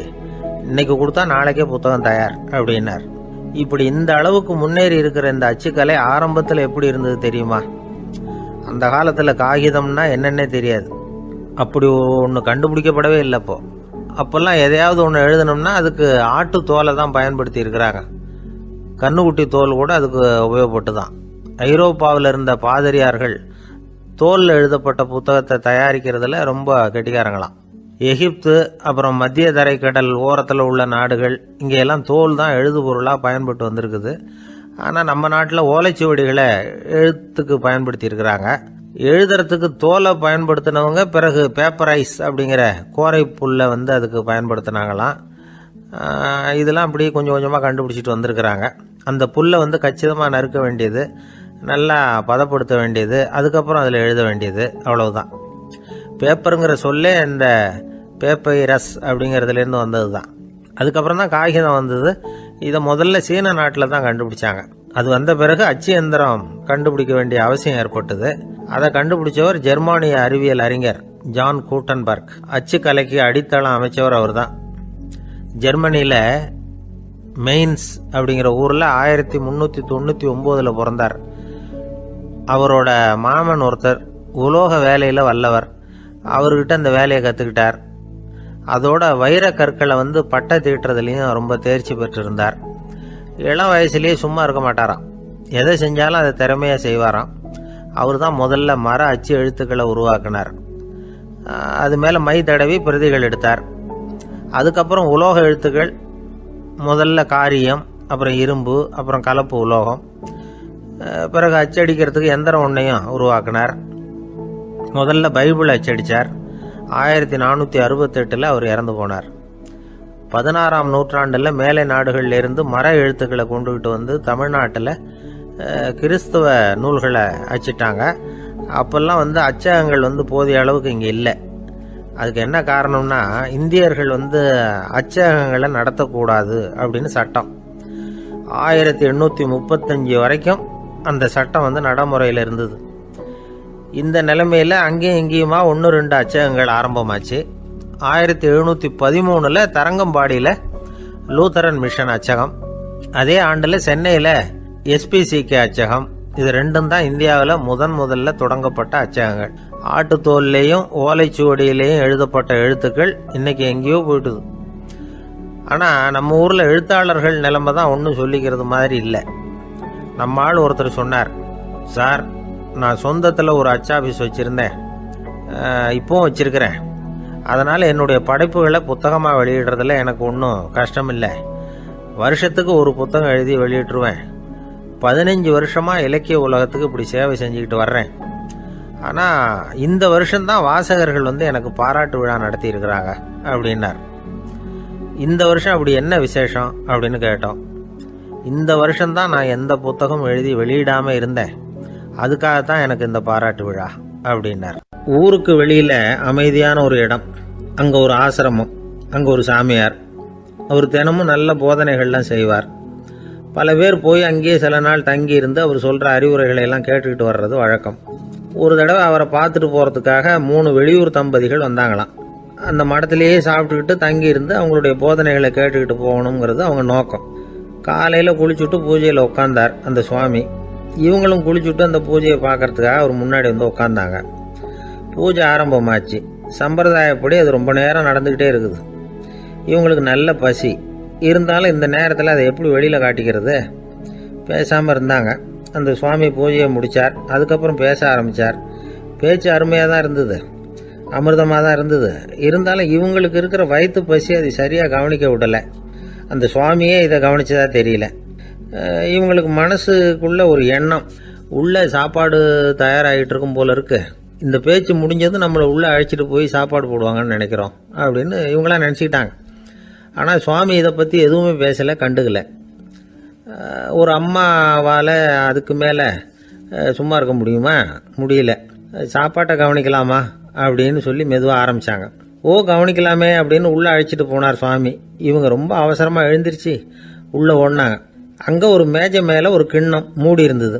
இதுதான் சாப்பாட்டு மேஜை போல இருக்கு, இங்கே சாப்பாடு வந்துடும் அப்படின்னு நினச்சாங்க. உடனே போய் சுற்றி உட்காந்துக்கிட்டாங்க. சுவாமி அந்த கிண்ணத்தை எடுத்து அந்த அம்மா கிட்ட கொடுத்தார். அவங்க அதை வாங்கி மூடியை திறந்து பார்க்குறாங்க. உள்ளே ஒரு சாவி இருக்குது. சரிதான், இது சமையலறை சாவி போல இருக்கு, அங்கே போய் அதை திறந்து சாப்பாட்டை நாமே எடுத்துக்கிட்டு இங்கே வச்சுக்கிட்டு சாப்பிடணும் போல இருக்கு அப்படின்னு நினச்சாங்க. சாவி இருக்கு இல்லையா, வாங்க பூட்டு நிறையா காட்டுறேன் அப்படின்னு சுவாமி அவங்கள அழைச்சிட்டு போனார், காட்டினார். இவங்க அந்த அறையை ரொம்ப ஆவலோடு திறந்தாங்க. உள்ளே பார்த்தா அங்கே அரிசி, பருப்பு, விதவிதமான காய்கறி எல்லாம் இருக்குது. சமையலுக்கு வேண்டிய மிளகாய், எண்ணெய், பால், தயிர், நெய் இப்படி எல்லாமே இருக்குது. அடுப்பு, விறகு, நெருப்பு போட்டி அது கூட அங்கே இருக்குது. சாப்பாடு தயாராக இருக்கும்னு நினச்சிக்கிட்டு போனால் இப்படி இருக்குதே அப்படின்னு சொல்லி அதை பார்த்ததும் ரொம்ப சோர்ந்து போட்டாங்க அவங்க. சுவாமி, என்ன இது சாப்பாடு இல்லையா அப்படின்னாங்க. அதுதான் சாப்பாட்டுக்கு வேண்டிய எல்லாம் இங்கே இருக்குதே. அடுப்பு மூட்டி நீங்கள் தான் அவங்கவுங்க ருசிக்கு தகுந்த மாதிரி சமைச்சிக்கணும். இந்த சன்னியாசிக்கு எப்படி சமைக்க தெரியும் அப்படின்னு கேட்டார் சுவாமி. சாப்பாடு தயாராக இருக்கும்னு நாங்கள் எதிர்பார்த்தோம் அப்படின்னாங்க. நீங்கள் இப்படி சொல்லுவீங்கன்னு நானும் எதிர்பார்த்தேன். இது வரைக்கும் நான் எவ்வளவோ தத்துவம்லாம் எடுத்து சொன்னேன். எல்லாத்தையும் விட இதுதான் அனுபவபூர்வமான தத்துவம். ஆண்டவன் நமக்கு நல்ல மனசை கொடுத்துருக்குறான், நல்ல வாய்ப்புகளையும் தந்திருக்கிறான், அதையெல்லாம் பயன்படுத்திக்கக்கூடிய மூளையையும் சிந்தனையையும் கொடுத்துருக்குறான். அதனால் அடுப்பை தான் நீங்கள் மூட்டணும். அடுப்பை நீங்கள் தான் மூட்டணும். உங்களுக்கு உகந்ததை நீங்கள் தான் சமைச்சு ருசித்து அனுபவிக்கணும். ஆண்டவனே அதை செஞ்சுக்கிட்டு இருக்க மாட்டான் அப்படின்னாரான் அந்த சுவாமி. நம்முடைய வாழ்க்கையில் பல நல்ல பலன்களை பெறறதுக்கு நாம் தான் முயற்சி பண்ணணும். அதுக்குரிய சூழ்நிலையை தான் ஆண்டவன் கொடுப்பானே தவிர அதை விளக்கறதுக்காக தான் அந்த சுவாமி அப்படி செஞ்சு காட்டியிருக்கிறார். இது ஒரு பெரியவர் இப்படி ஒரு விளக்கம் கொடுத்தார். அதுக்கப்புறம் அந்த 3 தம்பதிகளும் தெளிவடைஞ்சுட்டாங்களாம். நாம் தெளிவடைகிறது எப்போங்கிறது தான் தெரியல அப்படின்னு பல பேர் இதை கேட்டுட்டு சொல்லிகிட்டு இருக்கிறாங்க. இந்த கதையை நம்முடைய நண்பர் ஒருத்தர்கிட்ட சொன்னேன். அந்த நண்பர் ரொம்ப சந்தோஷப்பட்டார். நீங்கள் சொல்கிறது கரெக்டு சார், ஆனால் நான் அதை விட ஒரு படி மேலே சார். எனக்கெல்லாம் அரிசி, பருப்பு இருக்கிற ரூம் எதுன்னு கையை காட்டிட்டா போதும். உடனே கிண்ணத்துலேருந்து சாவியை எடுத்து கொடுக்கணுங்கிற அவசியம்லாம் இல்லை எனக்கு. அப்புறம் எப்படி ரூமை திறந்துருவீங்க அப்படின்னு கேட்டேன். பூட்டை உடச்சி திறந்துருவேன், அதுதான் எனக்கு பழக்கம் அப்படிங்கிறார். ஒரு காலத்தில் பிரஷ்யா அப்படின்னு ஒரு தேசம் இருந்தது. இப்போ ஜெர்மனி இருக்குல்ல, இதோட பெரும்பகுதி ஒரு காலத்தில் பிரஷ்யாங்கிற பேரில் இருந்தது. அப்போ அதுக்கு அரசராக இருந்தவர் மகா ஃப்ரெடரிக், அதாவது ஃப்ரெடரிக் தி கிரேட் அப்படின்னு சொல்லுவாங்க. அந்த ராஜாவுக்கு ஒரு சந்தேகம். நாம் பல வகையான வரிகளை விதித்து வசூல் பண்ணுறோம், அப்படி பண்ணி வருமானம் குறைஞ்சிக்கிட்டே போகுதே, இதுக்கு என்ன காரணமாக இருக்கும்? இதுதான் அவருக்கு ஏற்பட்ட சந்தேகம். ஒரு சமயம் அந்த அரசர் தம்முடைய அமைச்சர்களையும் பிரபுக்களையும் தளபதிகளையும் கூப்பிட்டு ஒரு விருந்து வச்சார். விருந்து முடிஞ்சதும் அவங்கள பார்த்து இந்த சந்தேகத்தை கேட்டார். வரிகள் அதிகமாக விதித்து வருமானம் குறையறதுக்கு என்ன காரணம் அப்படின்னு கேட்டார். பல பேருக்கு இதுக்கு சரியாக பதில் சொல்ல தெரியல. அனுபவசாலியான ஒரு தளபதி எழுந்திருச்சார். அரசே, அது எப்படிங்கிறத இப்போ உங்களுக்கு காட்டுறேன்னார். உடனே ஒரு பெரிய பனிக்கட்டி ஒன்றை தன்னுடைய கையில் எடுத்தார். அதை அப்படியும் எப்படியும் திருப்பி பார்த்தார். அப்புறம் அடுத்தவர்கிட்ட கொடுத்தார். அவரும் அதை அப்படியும் எப்படியும் திருப்பி பார்த்துட்டு அடுத்தபடியாக இருந்தவர்கிட்ட கொடுத்தார். இப்படியே இதை ஒவ்வொருத்தராக பார்த்துட்டு ஒவ்வொரு கையாக மாறி கடைசியில் மன்னர் கைக்கு போய் சேர்ந்தது. மன்னர் கைக்கு அந்த பனிக்கட்டி போய் சேர்ந்தப்போ அது கொஞ்சம் கொஞ்சமாக உருகி ஒரு பட்டாணி கடலை சைஸுக்கு ஆயிட்டுது. மன்னர் யோசனை பண்ணார். வரி அதிகமாக போட்டாலும் வந்து சேர்றது குறைவாக இருக்கிறதுக்கு என்ன காரணம் அப்படிங்கிறது அவருக்கு புரிஞ்சு போச்சு. காலம்தான் மாறிட்டு இருக்கே தவிர இந்த கையூட்டு வாங்குற பழக்கம் மாறினதாக தெரியல. இன்னொரு ராஜா இருந்தார். அவர் தன்னுடைய ராஜாங்கத்தில் லஞ்ச ஊழலே சுத்தமாக இருக்கக்கூடாது அப்படின்னு நினச்சார். அவர்கிட்ட பல்வேறு துறைகளுக்கும் பொறுப்பாக இருந்த பல பேரும் ரொம்ப சுத்தமாகவும் நேர்மையாகவும் இருந்தாங்க. ஒரே ஒருத்தர் மட்டும் எல்லார்கிட்டையும் லஞ்சம் வாங்கிட்டே இருந்தார். அவரை வேறு வேறு துறைகளுக்கு மாற்றி பார்த்தாரு. அந்த ராஜா என்னென்னமோ பண்ணி பார்க்குறாரு. எந்த வேலையை கொடுத்தாலும் அதுலேயும் லஞ்சம் வாங்கிறதுக்கு ஒரு வழியை உண்டு பண்ணிக்குவார் அந்த ஆள். ராஜாவுக்கு இது ஒரு பெரிய தலைவலியாக போட்டுது. இவர் என்ன பண்ணுறது, இவருக்கு என்ன வேலையை கொடுக்கறது, கொஞ்சம் கூட லஞ்சம் வாங்கிறதுக்கு சான்ஸே இல்லாத ஒரு வேலையை கொடுக்கணும் அப்படின்னு திட்டம் போட்டார். ஒரு நாள் அவருக்கு அந்த உத்தரவும் போட்டுட்டார். அதாவது அவருக்கு என்ன வேலைன்னா, கடற்கரையில் தான் அவருக்கு ஆஃபீஸ். அங்கேயே இருந்துக்க வேண்டியது. தினமும் எத்தனை கடல் அலை கரையில் வந்து மோதுது அப்படிங்கிறத கணக்கெடுத்து ராஜாவுக்கு தெரிவிக்க வேண்டியது. இதுதான் அவருக்கு வேலை. பேசாமல் அலையை எண்ணிட்டு உட்காந்துருக்கிட்டோம், அப்போவாவது அவர் லஞ்சம் வாங்குகிற சந்தர்ப்பம் இல்லாமல் போயிடும் அவருக்கு அப்படின்னு நினச்சார் ராஜா. இந்த ஆள் கடற்கரைக்கு போய் டியூட்டியில் ஜாயின் பண்ணிட்டார். ஒரே மாதத்தில் அங்கே சொந்தமாக ஒரு பிரம்மாண்டமான மாளிகை கட்டிவிட்டார். ராஜாவுக்கு இது பெரிய ஆச்சரியமாக போச்சு. அலையை என்ற வேலையில் அந்த ஆள் எப்படி பணம் சம்பாதிச்சார் அப்படின்னு விசாரித்து பார்த்தார் அக்கம் பக்கத்தில். அந்த ஆள் என்ன பண்ணியிருக்கிறாருன்னா, கடற்கரையில் போய் பொறுப்பு ஏற்றுக்கிட்ட உடனே அங்கே இருந்த மீனவர்கள்கிட்ட எல்லாம் இந்த கரையில் வந்து ஒரு நாளில் வந்து மோதுகிற அலைகள் எத்தனை அப்படின்னு கேட்டிருக்காரு. அது எப்படிங்க தெரியும்னு இருக்காங்க அவங்க. தினமும் அந்த எண்ணிக்கை தெரியணும். நம்ம ராஜாவுக்கு தினமும் அறிக்கை அனுப்பணும், டெய்லி ரிப்போர்ட்டு. தவறுனா நீங்கள் இந்த கடலில் போய் மீன் பிடிக்கிறதுக்கு ராஜாவோட அனுமதி கிடைக்காது. அப்படின்ட்டுருக்காரு. உடனே மீனவர்கள்லாம் பயந்து போட்டாங்க. கடலுக்கு போகிறதுக்கு அனுமதி இல்லைன்னா பட்டினி கிடக்கிறது மாதிரி ஆகிடுமே. மெதுவாக அந்த ஆளுகிட்ட போனாங்க. காதோட காதாக சொன்னாங்க, ஐயா, எங்களால் கடல் அலையை எண்ண முடியாது. தினமும் எங்களால் முடிஞ்சதை உங்களுக்கு பணமாக கொடுத்துட்றோம். நீங்கள் தான் ராஜா கிட்ட சிபாரிசு பண்ணி நாங்கள் தொடர்ந்து மீன் பிடிக்கிறதுக்கு அனுமதி வாங்கி கொடுக்கணும் அப்படின்னு வேண்டிக்கிட்டாங்க. பணம் தினமும் சேர ஆரம்பிச்சுட்டுது. பதவியில் மற்ற பதவியோட இந்த பதவி எவ்வளவோ மேல் அப்படின்னு நினச்சிட்டான் அந்த ஆள். அது மட்டும் இல்லை, தயவு பண்ணி என்னை இந்த இடத்த விட்டு மாற்றி விடாதீங்க சார் அப்படின்னு வேற கேட்க ஆரம்பிச்சிட்டானா. கிபி 1078 வருஷம் மார்ச் மாதம் 19ஆம் தேதி திங்கட்கிழமை அதிகாலை நேரம் ஒரு குழந்தை பிறந்தது. எங்க தெரியுமா? காஸ்பியன் கடலுக்கு தெற்கே பாரசீக மொழி வழங்கிய தபரிஸ்தான் மாநிலத்துல ஜீலான்கிற புனித நகர், அதோட புறநகர் பகுதியில் உள்ள நீப்புங்கிற ஊர்ல தான் அந்த குழந்தை பிறந்தது. அந்த இடம் இப்போ ரஷ்யாவில் இருக்கு. அந்த குழந்தை யாருன்னு நினைக்கிறீங்க? அதுதான் முஹித்தீன் பெருமான், ஆன்மீக சாதனைகள் புரிந்த மகான் முஹித்தீன் ஆண்டகை. தன்னுடைய 18வது வயசுல உயர்கல்விக்காக ஜீலான் நகரத்தை விட்டு பகுதாத் நகரத்துக்கு புறப்பட்டு போறார். இளம் பிராயம் தானே, அதனால துணைக்கு ஒரு வர்த்தக கூட்டத்தோட சேர்ந்து போயிட்டு இருக்கிறார். ரொம்ப தூரம் போகணும். ஒவ்வொரு இடமா தங்கி தங்கி போயிட்டு இருக்கிறாங்க. ஒரு இடத்துல ஒரு கொள்ளை கூட்டம் பயங்கரமான ஆயுதங்களோட அவங்கள வழிமறிச்சுட்டுது. அந்த வர்த்தக கூட்டம் வச்சிருந்த பொருள்களை எல்லாம் அவங்க பறிச்சு விடுறாங்க. இவங்களும் பயந்துகிட்டு இருந்தது எல்லாத்தையும் அவங்க கிட்ட கொடுத்துடுறாங்க. முஹித்தீன் ஆண்டகை மட்டும் இதையெல்லாம் பார்த்துக்கிட்டு தனியா ஒதுங்கி நிற்கிறார். ஒரு 18 வயசு பையன் மட்டும் இப்படி தனியா அநாத சிறுவன் மாதிரி நின்றுட்டு இருக்கிறத அந்த கொள்ளை கூட்டத்தில் இருந்த ஒருத்தன் பாக்குறான். கிட்ட நெருங்கி வர்றான். அலட்சியமாகவும் கிண்டலாகவும் உங்ககிட்ட ஏதாவது இருக்குதா அப்படின்னு கேட்கறான். இவங்கிட்ட என்ன இருக்க போகுது அப்படிங்கிற நம்பிக்கையில அவன் அப்படி கேட்கறான். உடனே இவரு, ஓ இருக்குதே, என்கிட்ட 40 தீனார் இருக்கு அப்படிங்கிறார். இப்படி சொல்லியும் அந்த கொள்ளைக்காரனுக்கு நம்பிக்கை வரல. என்னிடம் விளையாடாத, பொய் சொல்லாத, உண்மையை சொல்லு அப்படிங்கிறான் அவன். உண்மையைத்தான் சொல்றேன், என்கிட்ட 40 தீனார் இருக்கு அப்படிங்கிறார் இவர். எங்க வச்சிருக்கிற அப்படின்னு கேக்குறான். சட்டையின் விழாப்புறத்துல உள்ள பகுதியில அதை வச்சு தச்சிருக்கிறாங்க அப்படின்னு உண்மையை சொல்றார். உடனே கொள்ளை கூட்ட தலைவன் அதை கத்தியால கீறிப்பார் அப்படின்னு உத்தரவு போடுறான். அந்த சட்டையை கிழிக்கிறாங்க. உள்ள இருந்து 40 பொற்காசுகளும் பொல பொலன்னு கீழே கொட்டுச்சு. அதை பார்த்த உடனே அந்த கொள்ளை கூட்ட தலைவன் மலைச்சு போய் நின்னுட்டான். காசை பார்த்துட்டு அவன் மலைச்சு போகல. பொய் பேசாத அந்த பையனோட நேர்மையை பார்த்துட்டு அவன் அப்படி நின்னான். மெதுவா அந்த பையன் கிட்ட வந்தான். ஏன்பா, நீ என்ன பணக்கார குடும்பமா அப்படின்னு கேட்டான். அப்படிலாம் இல்ல, எனக்கு அப்பா இல்ல, அம்மா மட்டும்தான் உண்டு.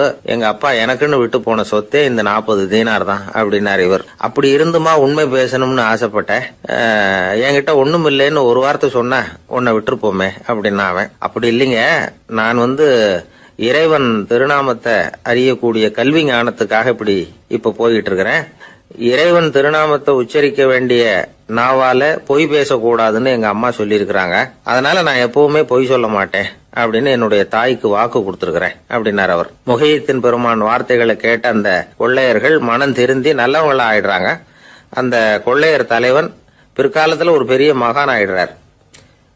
பெரியவர்கள் வாழ்க்கையில நடக்கிற இது மாதிரி சம்பவங்கள் தான் நாம நல்ல விதமா வாழறதுக்கு துணையா இருக்கும். அந்த காலத்துல கொள்ளையர்களே பெரியவங்க செயலை பார்த்து மனம் திருந்தி இருக்கிறாங்க. இந்த காலத்துல யார் இப்படி இருக்கிறா? இந்த காலத்துல மகான் ஒருத்தரை பார்த்தேன், எனக்கு வேண்டியப்பட்ட மகான். ஏங்க, நீங்களும் மகான் ஆகிறதுக்கு முன்னாடி கொள்ளை அடிச்சுட்டு இருந்தீங்களா அப்படின்னு கேட்டேன். அவர் மெதுவா கண்ணை திறந்து என்ன நிமிந்து பார்த்தார். அப்படி இல்லப்பா, நான் கொள்ளை அடிக்கிறதுக்காகத்தான் மகானாவே ஆகி இருக்கிறேன் அப்படின்னு சொல்லிவிட்டு மறுபடியும் கண்ணை மூடிட்டார். 21ஆம் வருஷம் செப்டம்பர் மாசம் 22ஆம் தேதி மதுரை மேலமாசி வீதியில உள்ள ஒரு வீடு. அங்க அன்னைக்கு நடந்த ஒரு அற்புத நிகழ்ச்சி பின்னாடி உலக மக்களை எல்லாம் ஆச்சரியப்பட வச்சுது.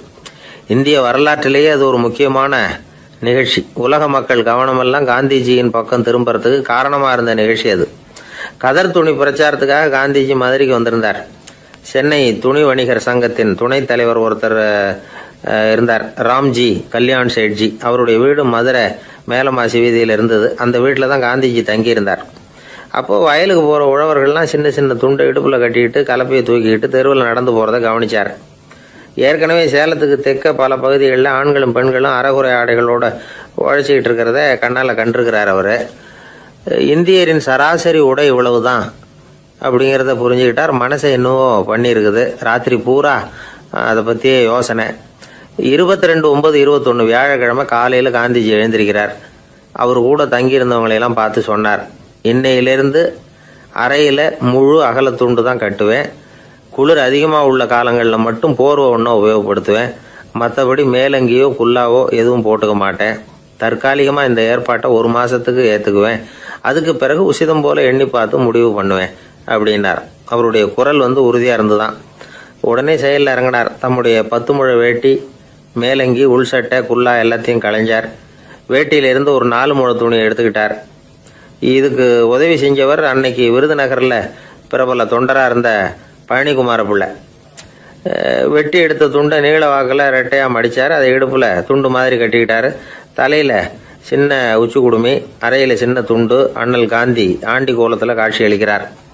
கூட இருந்தவங்களை பார்த்து காரைக்குடிக்கு புறப்படலாமே அப்படின்னார். அவர் நண்பர்களும் சீடர்களும் திகைச்சு போய் நிற்கிறாங்க. இந்த விரதம் நிரந்தரமாக ஆயிடுமோங்கிற பயம் அவங்களுக்கு. எப்படியோ இந்த விவரம் ராஜாஜிக்கு அன்னைக்கு பிரபலமாக விளங்கின தேசபக்தர் டாக்டர் TSS ராஜனுக்கு எட்டுச்சு. உடனே 2 பேரும் ஓடி வந்தாங்க. வேண்டாமே இந்த கோலம் அப்படின்னாங்க. காந்திஜி தன்னுடைய முடிவில் உறுதியாக இருந்தார். ராஜாஜி என்னென்னமோ வாதமெல்லாம் பண்ணி பார்த்தார். உங்களுடைய வாதத்துக்கு என்னால் பதில் சொல்ல முடியல, இருந்தாலும் நான் செய்கிறது தான் சரிங்கிறதுல எனக்கு சந்தேகம் இல்லை. இன்னைக்கு அதிகாலை 3 மணி இருக்கும். நான் ஓரளவு விழிச்சுக்கிட்டேன். அதாவது உறக்கமும் விழிப்புமா இருந்த நிலையில எனக்கு இந்த எண்ணம் உண்டாச்சு. இது என்னுடைய அந்தராத்மாவின் ஆணை, அதை என்னால் மீற முடியாது அப்படின்னு சொல்லிவிட்டாராம் காந்திஜி. கதர் பிரச்சாரத்துக்காக காரைக்குடிக்கு கிளம்பினார். வாசல்ல 4 மோட்டார் வண்டிகள் காத்துக்கிட்டு இருந்தது. வீதியில் 2 பக்கமும் ஜனங்கள். காந்திஜி இடுப்பு துணியோட மோட்டார் வண்டியில ஏறினார்.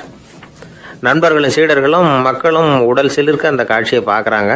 மோட்டார் வண்டி நகர ஆரம்பிக்குது. எப்பேற்பட்ட காட்சி அது! சுக்கநாத பெருமானியே கூலி ஆளாக்கிய அப்படி ஆக்கி மண் சுமக்க வச்ச மதுரை இல்லையா, அந்த மதுரை தான் காந்திஜி துறவி கோலம் கொள்றதுக்கும் காரணமாக இருந்திருக்குது. இது இன்னைக்கு எத்தனை பேருக்கு தெரியும்? ஒரு தடவை காந்திஜி நேருவும் சுற்றுப்பயணம் செஞ்சாங்களாம். ஒரு இடத்துல நடந்து போயிட்டு இருக்கிறாங்க. குறுக்க ஒரு வாய்க்கால். நேரு என்ன பண்ணார் தெரியுமா? தன்னுடைய இளமை துடிப்பை காட்டுறதுக்காக கொஞ்சம் தூரம் பின்னாடி போய் அங்கேருந்து வேகமாக ஓடி வந்து அந்த வாய்க்காலை தாண்டினாராம். காந்திஜி அப்படி பண்ணல. பக்கத்தில் இருந்த பாலம் வழியா அந்த வாய்க்காலை கடந்து வந்தார்.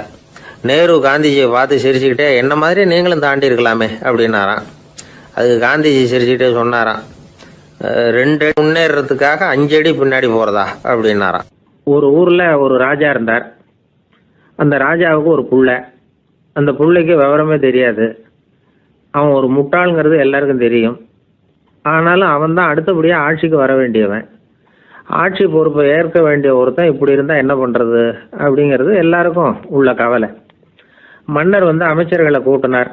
ஆலோசனை கேட்டார், என்ன பண்ணலாம்னு.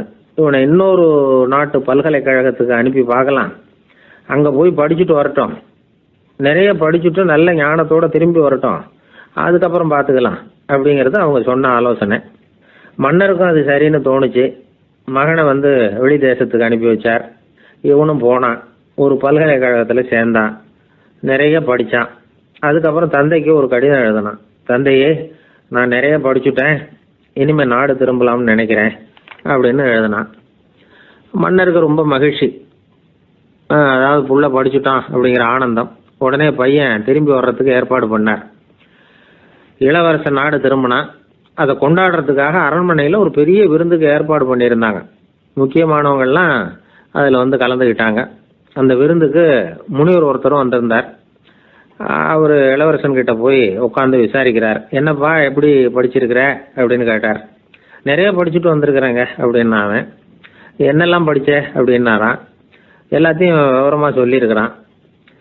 அவன் அப்படி சொல்லிட்டு இருக்கும் பொழுதே முனிவர் என்ன பண்ணார், தன்னுடைய மோதிரத்தை கழட்டி உள்ளங்கையில் வச்சு அப்படியே மூடிக்கிட்டாரான். அப்படியே கையை நீட்டி அவன் முன்னாடி காட்டினார். இந்த பாருப்பா, என் கைக்குள்ள என்ன இருக்கு சொல்லு பார்க்கலாம் அப்படின்னாரான். இளவரசன் ஒரு கணம் யோசிச்சான். அதுக்கப்புறம் உங்க கைக்குள்ள இருக்கிறது வட்டமான ஒரு பொருள், நடுவில் ஒரு துளை இருக்கும் அப்படின்னானா. முனிவர் திகைச்சு போட்டார். பையன் பெரிய அறிவாளி ஆயிட்டான் போல இருக்க அப்படின்னு நினைச்சுட்டார். அதுக்கப்புறம் கேட்டார், சரி, என் கையில் இருக்கிறது வட்டமான பொருள், நடுவில் துளை இருக்குங்கிறத சொல்லிவிட்டேன், அதோட பேர் என்ன, அதை சொல்லு அப்படின்னாராம். இளவரசன் கொஞ்சம் யோசனை பண்ணியிருக்கான். அப்புறம் சொன்னானா, முனிவரே, நான் படித்த விஞ்ஞானம் உங்களுக்கு பதில் சொல்றதுக்கு உதவலை, இருந்தாலும் பதில் சொல்றேன், அது ஒரு வண்டி சக்கரம் அப்படின்னானா. இப்பதான் முனிவர் யோசிச்சாராம். அவருக்கு புரிஞ்சுதான் அதாவது முட்டாளை படிக்க வைக்கலாம், ஆனால் சிந்திக்க வைக்க முடியாது அப்படிங்கிறத அவர் புரிஞ்சுக்கிட்டாராம். தகவல் அறிவு ஞானமாகாது அப்படிங்கிறார் ஓஷோ. ஏன்னா தகவல்கள் மாறுதலை ஏற்படுத்துறதில்ல, ஆனால் ஞானம்ங்கிறது மாறுதலால் உண்டாகக்கூடிய ஒன்று. அதுதான் ரெண்டுக்கும் உள்ள வித்தியாசம். மனம் சரியான வழிக்கு வரணும், அதுக்கப்புறம் படிக்கிற கல்வி தான் உண்மையான கல்வி. சரி, மனம் சரியாக வர்றதுக்கு என்ன வழி அப்படின்னு கேட்டால், மனிதன் முழு மாறுதலுக்கான வழிமுறை தியானம்தான் அப்படிங்கிறார் அவர். அதனால தான் நிறைய படிச்சிருக்கேன்னு சொல்கிறவன் எல்லாம் ஞானம் உள்ளவன் நினச்சிடக்கூடாது. ஒருத்தர் இன்னொரு பெரிய மனிதரை அழைச்சிட்டு அறிமுகப்படுத்தினாராம். சார் நிறைய படிச்சிருக்கார், 3 MA வாங்கியிருக்கார், ஆனால் ஒரு விஷயம், அப்பப்போ கொஞ்சம் திருடுவார், அவ்வளவுதான், மற்றபடி அவர் ஒரு பெரிய அறிவாளி தான் அப்படின்னாராம். ஒரு ஊரில் ஒரு மன்னர் இருந்தார். அந்த ஊரில் அடிக்கடி சேவல் சண்டை நடக்கிறது வழக்கம். அரண்மனையில் ஒரு ஆள் இருந்தான். மன்னருக்காக அவன் ஒரு சேவல் வாங்கிட்டு வந்தான். சண்டை போடுறதுக்காக அந்த சேவலை தயார் பண்ணிகிட்டு இருந்தான். கொஞ்ச நாள் ஆச்சு. மன்னர் அந்த ஆளை கூப்பிட்டார். என்னப்பா, சேவல் தயாராகிட்டுதா அப்படின்னு கேட்டார். இன்னும் அது தயாராகல மன்னா, இன்னும் வளரல, அதுக்கான தகுதி இன்னும் அதுக்கு வரல அப்படின்னா. எதனால் அப்படி சொல்கிறேன்னாரு. கோபம் ரொம்ப கடுமையாக இருக்குது அப்படின்னா. சரி அப்படின்னு விட்டுட்டார். மறுபடியும் கொஞ்ச நாள் ஆச்சு. இப்போ எப்படி நிலைமை, சேவல் தயாரா அப்படின்னார். இன்னும் இல்லை அரசே, மற்ற சேவல் எங்கேயாவது கூவுற சத்தம் கேட்டால் உடனே இது பரபரப்பாயிடுது, பக்கத்தில் ஒரு சேவலின் நிழலை கண்டா கூட இது பரபரப்பாயிடுது அப்படின்னா. சரி, இன்னும் கொஞ்ச நாள் ஆகட்டும்னு விட்டுட்டார். கொஞ்ச நாள் ஆச்சு. இப்போ மறுபடியும் விசாரித்தார். இன்னும் நம்ம சேவலுக்கு அந்த தகுதி வரலமன்னா, போராட்ட உணர்வு அதுக்கு இன்னும் இருந்துக்கிட்டு தான் இருக்குது, உள்ளே மெதுவாக தான் எரிய ஆரம்பிச்சிருக்குது போராட்ட உணர்வு, அப்படி இருக்கக்கூடாது, அது பற்றி எரிய வேண்டாமா அப்படின்னா. இன்னும் கொஞ்ச நாள் ஆச்சு. இப்போ எப்படின்னு கேட்டார். இப்போ அவன் சொன்னான், மன்னா கிட்டத்தட்ட அது போருக்கு தயாராகிட்டுது அப்படின்னு நினைக்கிறேன்னா. எதனால் அப்படி சொல்கிற அப்படின்னு கேட்டார். மற்ற சேவலின் குரலை கேட்டால் அது அசைகிறதே இல்லை, ஒரு பொம்மை மாதிரி ஆயிடுது, அதுக்கு உள்ள ஒரு நுட்பமான விழிப்புணர்வு வந்துட்டுது, அதனால் அது அமைதியாக இருக்குது, மௌனமாக இருக்குது. இனிமேல் அதுக்கு இணையான சேவலே கிடையாது. வெற்றி பெற அது போராட வேண்டிய அவசியமே இல்லை, அதை பார்த்த உடனே எதிரி சேவல்கள் பயந்துட்டு ஓடி போடும் அப்படின்னு சொன்னானான். அந்த சேவலை வளர்த்தவர் சி சிங் சு அப்படின்னு பேர். இந்த சுசுகி சொன்ன கதையும் அது. ஞானிகள் என்ன சொல்கிறாங்க தெரியுமா, அந்த சேவலின் ரகசியத்தை நீயும் கற்றுக்கொள், நீ அப்படி ஆயிடு, சண்டை போடாமலே வெற்றிகள் பெறுகிற நுட்பத்தை புரிந்துகொள். இதுதான் ஞானிகள் உபதேசம். ஒரு குருக்கிட்ட ஒருத்தன் போயிருக்கிறான். எனக்கு சண்டை போட கற்றுக்கொடுங்கண்ணா, அதுக்கு என்ன செய்யணும்னார். என்ன உங்கள் மாணவனாக சேர்த்துங்கண்ணா. சரி, இப்போ உன்னுடைய பலம் என்னன்னு கேட்டிருக்கார். இப்போ நான் தனி ஆளாக இருந்து ஒரு 100 பேரை சமாளிப்பேன் நானா. சரி, அப்படின்னா என்னுடைய மாணவனாக உன்னை சேர்த்துக்கிறேன்ருக்கார். சேர்த்துக்கிட்டார். 6 மாதம் பயிற்சி கொடுத்தார். அதுக்கப்புறம் இவனை கூப்பிட்டு கேட்டார், இப்போ உன்னுடைய திறமை எவ்வளவுன்னு. இப்போ நான் தனி ஆளாக இருந்து ஒரு 50 பேரை சமாளிப்பேன் நானா. இன்னும் உனக்கு பயிற்சி தேவைன்னாராம். தொடர்ந்து சில நுட்பங்களை எல்லாம் சொல்லி கொடுத்துருக்கிறார். 1 வருஷம் ஆச்சு, எல்லாத்தையும் கற்றுக் கொடுத்துட்டார். அப்புறம் கூப்பிட்டு கேட்டார், இப்போ உன்னுடைய திறமை எப்படிப்பா, எதிரிகள் எத்தனை பேரை உன்னால் சமாளிக்க முடியும்னாராம். அவன் சொன்னான், ஐயா, எதிரிகளின் பலம் என்னங்கிறத புரிஞ்சிக்காம அதை நான் சொல்ல முடியாதுன்னு நானும். இனிமேல் உனக்கு பயிற்சி தேவையில்லை, போயிட்டு வான்னு அனுப்பி வச்சுட்டாரான். ஒரு உண்மையை நாம் புரிஞ்சுக்கணும். அதாவது அடிக்கிறதுக்கு நமக்கு துணிச்சல் தேவையில்லை, அடிக்காமல் இருக்கிறதுக்கு தான் துணிச்சல் தேவை.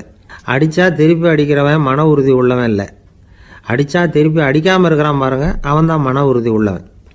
ஒருத்தன் தலை தெறிக்க வேகமாக ஓடிக்கிட்டு இருந்தான். நான் எங்கடா ஓடுற அப்படின்னா, எதுக்கு வந்தவன், ஒரு சண்டையை நிறுத்தத்தான் இப்படி ஓடுறேன் அப்படின்ட்டுருக்கான். யாருக்கும் சண்டை, எனக்கும் இன்னொரு ஆளுக்கும் சண்டை அப்படின்னு நான். அவன் எது ரொம்பவும் கஷ்டமான காரியம் அப்படின்னு கேட்டார் ஒருத்தர். ஒருத்தருக்கு ஒருத்தர் சண்டை போடாமல் இருக்கிறது தான் ரொம்ப கஷ்டமான காரியம் அப்படின்னு தோணுது. ஒரு நாட்டுக்கும் இன்னொரு நாட்டுக்கும் சண்டை, நாட்டுக்குள்ளேயே ஒரு குரூப்புக்கும் இன்னொரு குரூப்புக்கும் சண்டை. ஏன் சண்டை போட்டுக்கிறீங்கன்னு கேட்டு பாருங்கள். நாங்கள் சமாதானத்துக்காக தான் சண்டை போட்டுக்கிறோம் அப்படிம்பாங்க.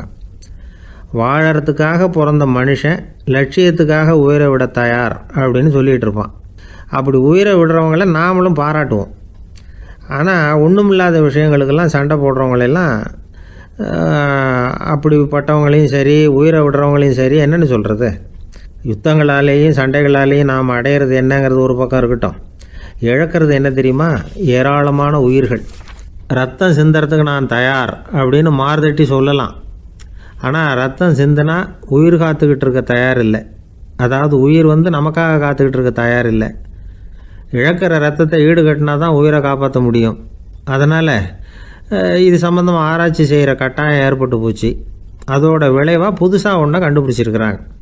அதுதான் செயற்கை ரத்த பொடி. இப்போ இந்த திடீர் சாம்பார் பொடி, திடீர் ரசப்பொடி, திடீர் காப்பி பொடி இப்படிலாம் சொல்கிறோம்ல, அது மாதிரி இது திடீர் ரத்த பொடி.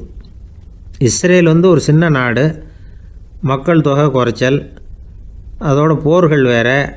அதனால் காயம்பட்டவங்களை காப்பாற்றியே தீர வேண்டிய கட்டாயம். காப்பாற்றணும்னா ரத்த இழப்பை தடுக்கணும். அப்படின்னா உடனடியாக புது ரத்தம் செலுத்தி ஆகணும். திடீர்னு ரத்தம் வேணும்னா எங்கே போகிறது? அதுவும் கிடைக்கிற ரத்தம் சேர்கிற குரூப்பாக இருக்கணும். ஒரு வேடிக்கை பார்த்தீங்களா, நான் வேறு குரூப்பு நீ வேறு குரூப்புன்னு இவன் சண்டை போடுறான். இதில் அடிபட்டவனுக்கு ரத்தம் கொடுக்க போனால் அதுலேயும் அது வேறு வேறு குரூப்பாக இருக்குது. அது ரத்தமும் வேறு வேறு குரூப்புன்னு சொல்லிகிட்டு இருக்குது. எந்த குரூப்பு ரத்தம் வேணும், அது உடனடியாக கிடைக்கலன்னா என்ன பண்ணுறது? இப்படிப்பட்ட கஷ்டம்லாம் நமக்கு வந்துடுது. இதுக்காக தான் விஞ்ஞானிகள் இந்த ரத்த பொடியை கண்டுபிடிச்சிருக்கிறாங்க. அதாவது ஒரு ஆள் அடிபட்டு போட்டான்னு வச்சுங்களேன், அவனுக்கு ரத்தம் கிடைக்கல. உடனே என்ன பண்ணலாம்?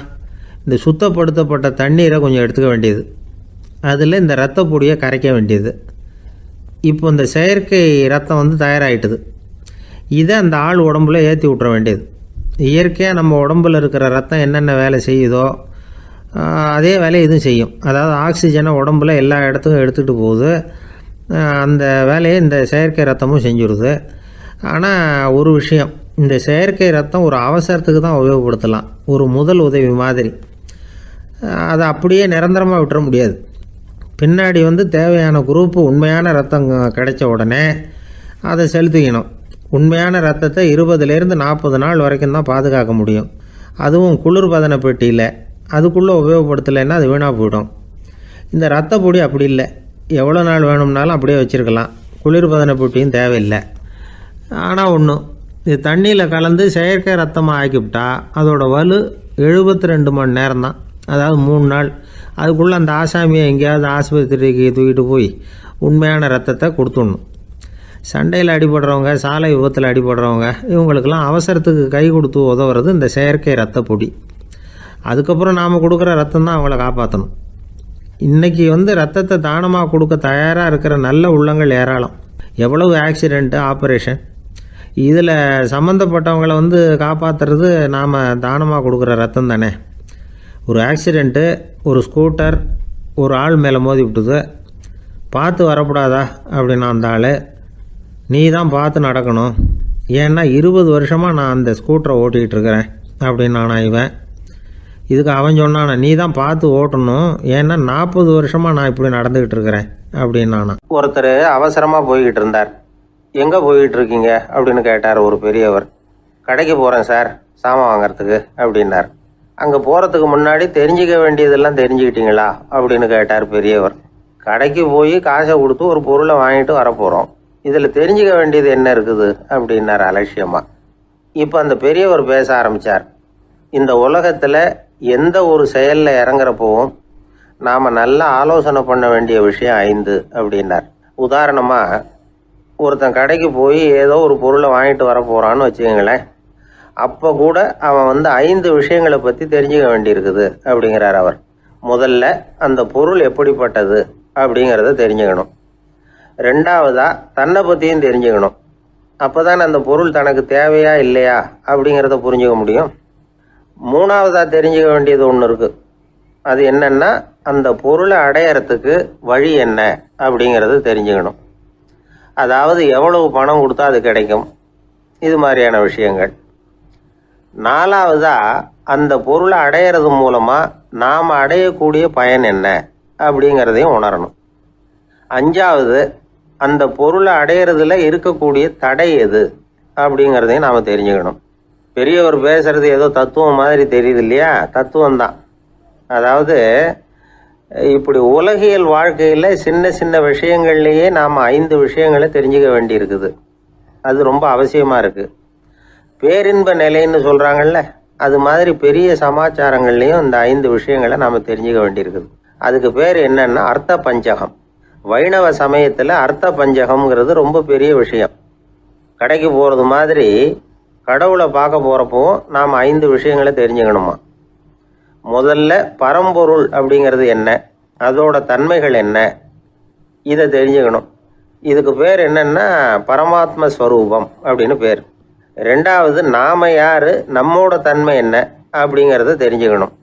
நான் யாருன்னு எனக்கே தெரியலங்கிறப்போ இதை நான் சொல்கிறேன்னு இது என்னுடையதுன்னு சொல்கிறது தப்பு தானே. அப்புறம் மூணாவது விஷயம், பரம்பொருளை நாம் அடையிறதுக்கு வழி எது, இதை தெரிஞ்சுக்கணும். இது உபாய ஸ்வரூபம் அப்படின்னு பேர்.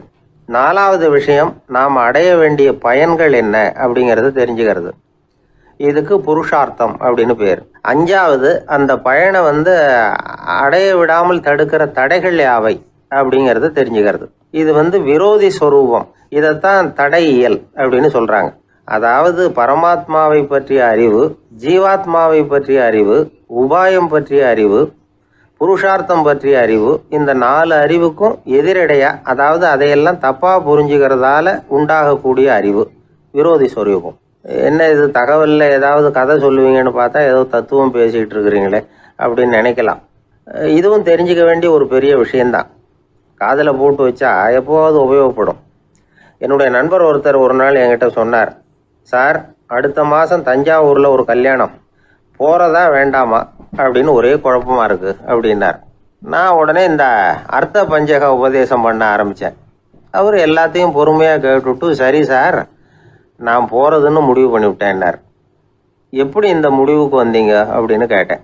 அவர் சொன்னார், சார் அந்த 2வது பாயிண்ட் ஒன்று சொன்னீங்களே, அதை புரிஞ்சுக்கிட்டதுக்கு அப்புறம்தான் இந்த முடிவுக்கு வந்தேன் அப்படின்னார். என்ன 2வது பாயிண்ட்டுன்னு? அதாவது தன்னை பற்றி புரிஞ்சுக்கணும் அப்படின்னு சொன்னீங்க.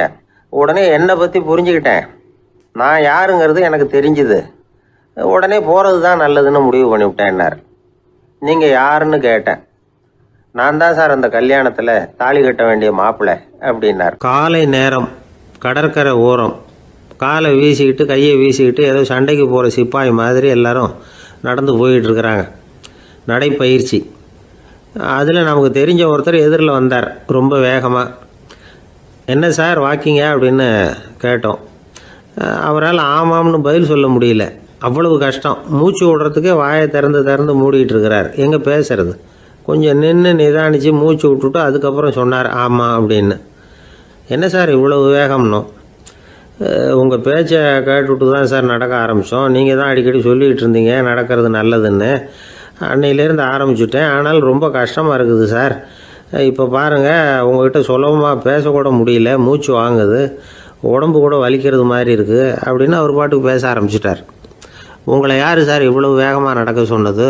வேகத்தை குறைங்க, மெதுவாக நடங்க அப்படின்னோம். நீங்கள் நடக்கிறதுனால என்னென்ன சௌகரியம்னு அன்னைக்கு சொன்னீங்களே தவிர சௌகரியமாக நடக்கிறது எப்படின்னு சொல்லலையே அப்படின்னார் அவர்.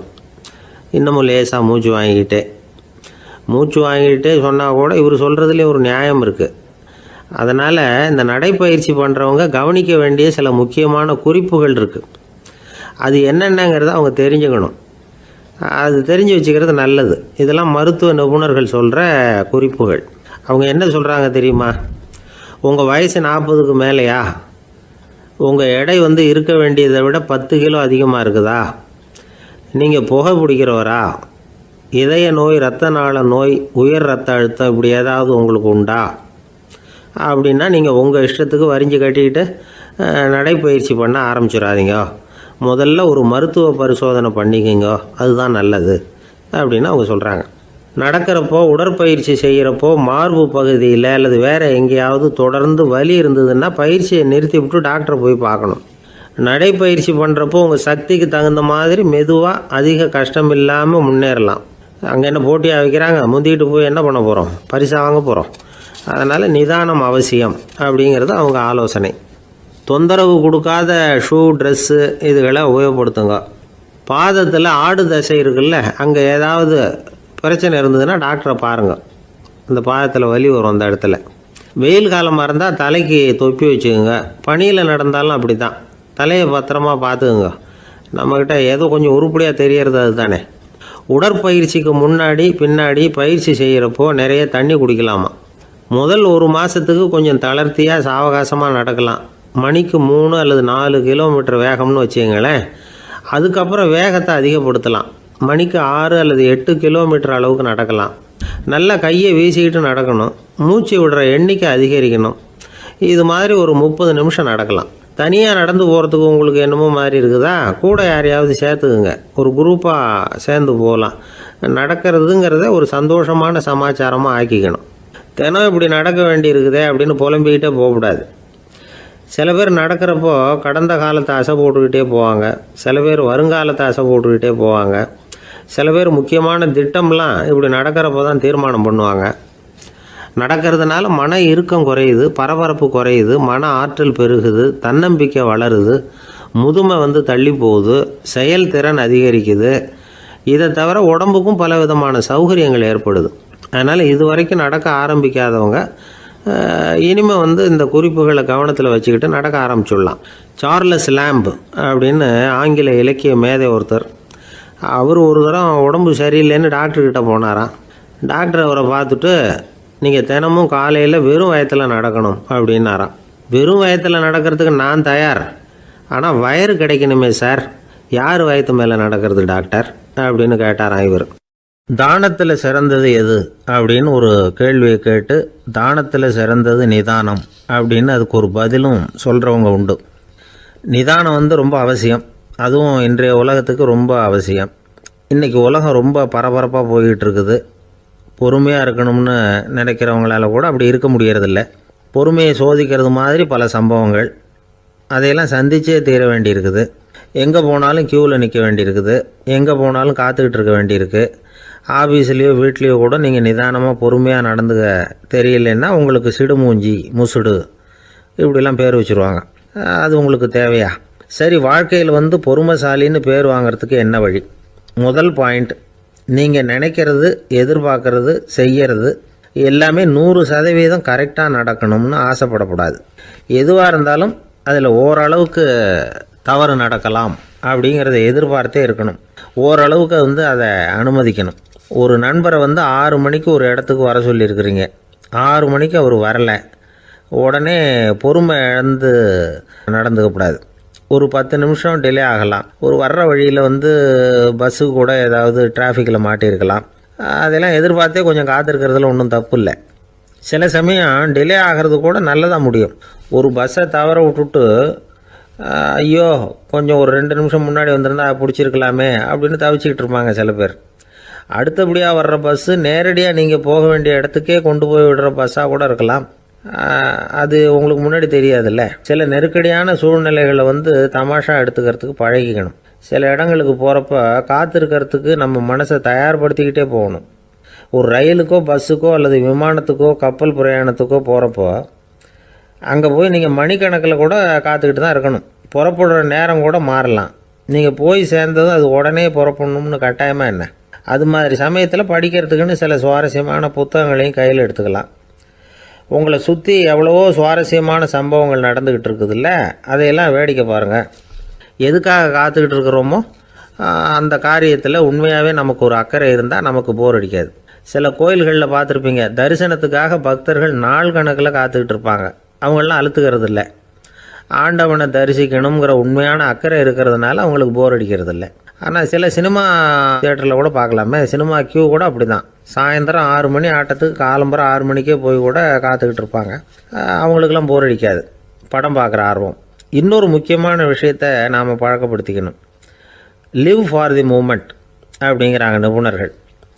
ரொம்ப பேர் எப்படின்னா அடுத்தபடியாக நடக்க போகிற விஷயத்திலேயே கவனமாக இருப்பாங்க. அந்த நினைப்புலேயே இந்த நிமிஷத்தை பொறுமை இல்லாமல் கழிப்பாங்க. ஒருத்தர் இருக்கார், அவர் எப்படின்னா ஆஃபீஸ் முடியறதுக்குள்ளேயே சார் 5 மணிக்கெல்லாம் ரெடியாக இருங்க, நாம் அந்த ஹோட்டலில் போய் டிஃபன் சாப்பிட்ணும் அப்படின்னு 4 மணிலேருந்து சொல்லிகிட்டு இருப்பார். 4:55 பரபரப்பாக ஓடி வருவார். 2 பேரும் புறப்படுவோம், ஹோட்டலுக்கு போவோம், சாப்பிட்டுக்கிட்டு இருப்போம்.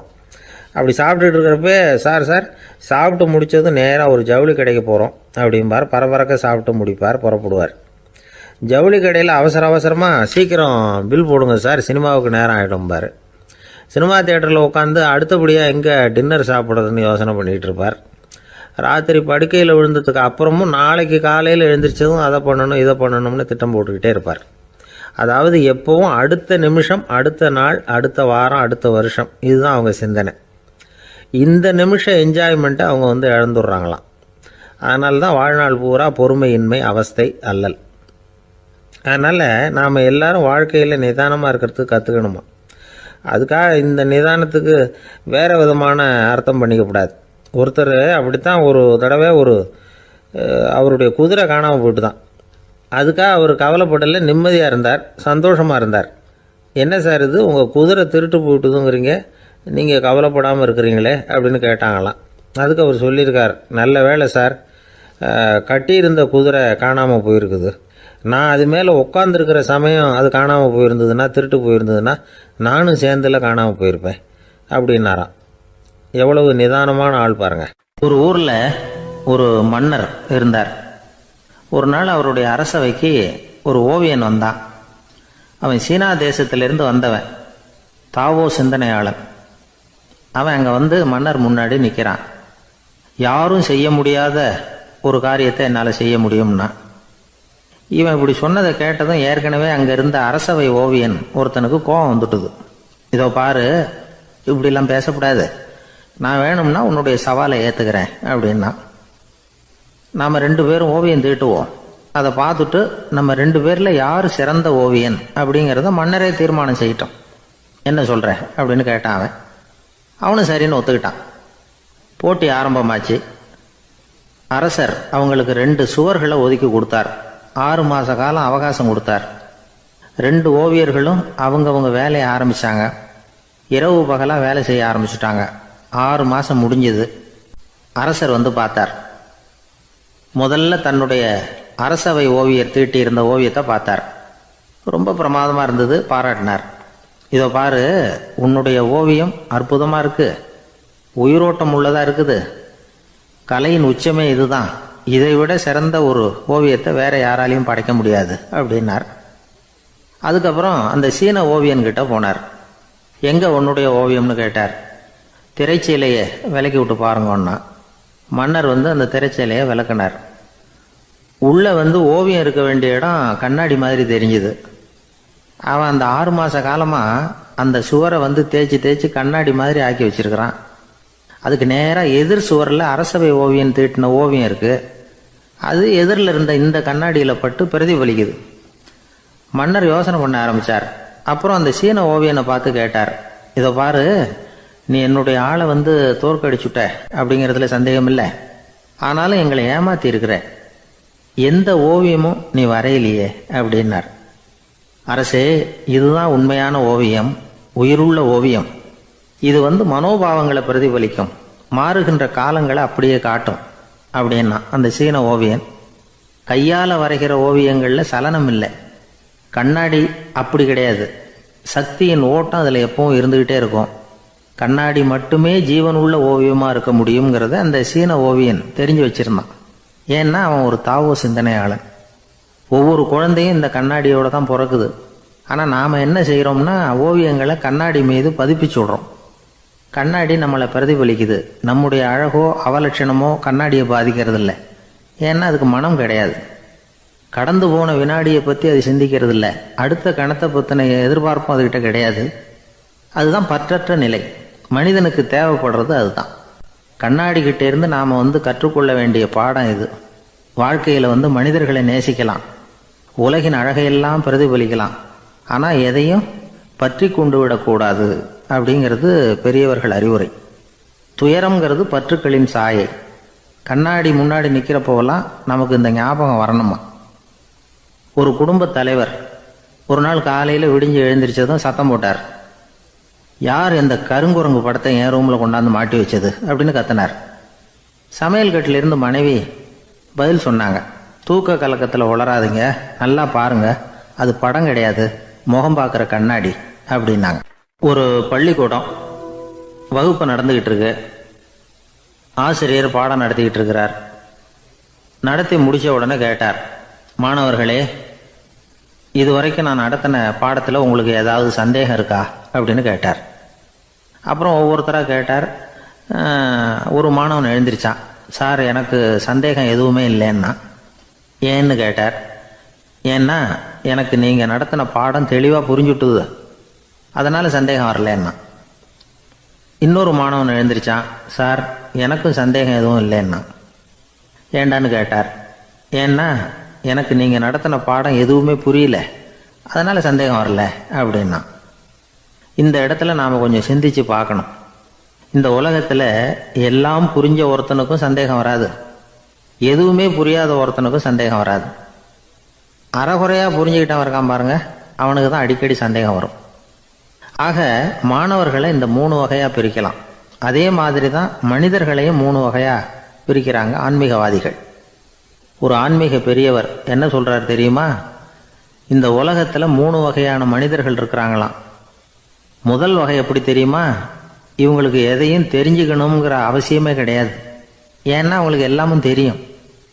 இவங்க ஞானத்தின் முழு வடிவாக இருக்கிற காரணத்தினால அவங்களுக்கு எந்த சந்தேகமும் இல்லை, எந்த கேள்விகளும் கிடையாது. இந்த நிலையில் இருக்கிறவன் கிருஷ்ணன். எல்லாத்துக்கும் விடை தெரிஞ்சுக்கிட்ட நிலையில் அவன் விடையாக மாறிவிட்டான் அப்படின்னு சொல்லுவாங்க. 2வது நிலையில் இருக்கிறவன் அர்ஜுனன். இவனுக்கு எப்போ பார்த்தாலும் கேள்விதான், சந்தேகம்தான். பதில் சொல்ல சொல்ல அவனுக்கு இருக்கிற சந்தேகமும் அதிகமாகிட்டே இருக்கும், குறையவே குறையாது. அர்ஜுனன் மாதிரி உள்ளவங்க எப்பவும் கேள்வி கேட்டுக்கிட்டே இருப்பாங்க. ஒரு கேள்விக்கு விடை கிடைச்சுட்டுன்னு வைங்க, உடனே இன்னொரு கேள்வி அவங்க கிட்ட இருந்து வரும்.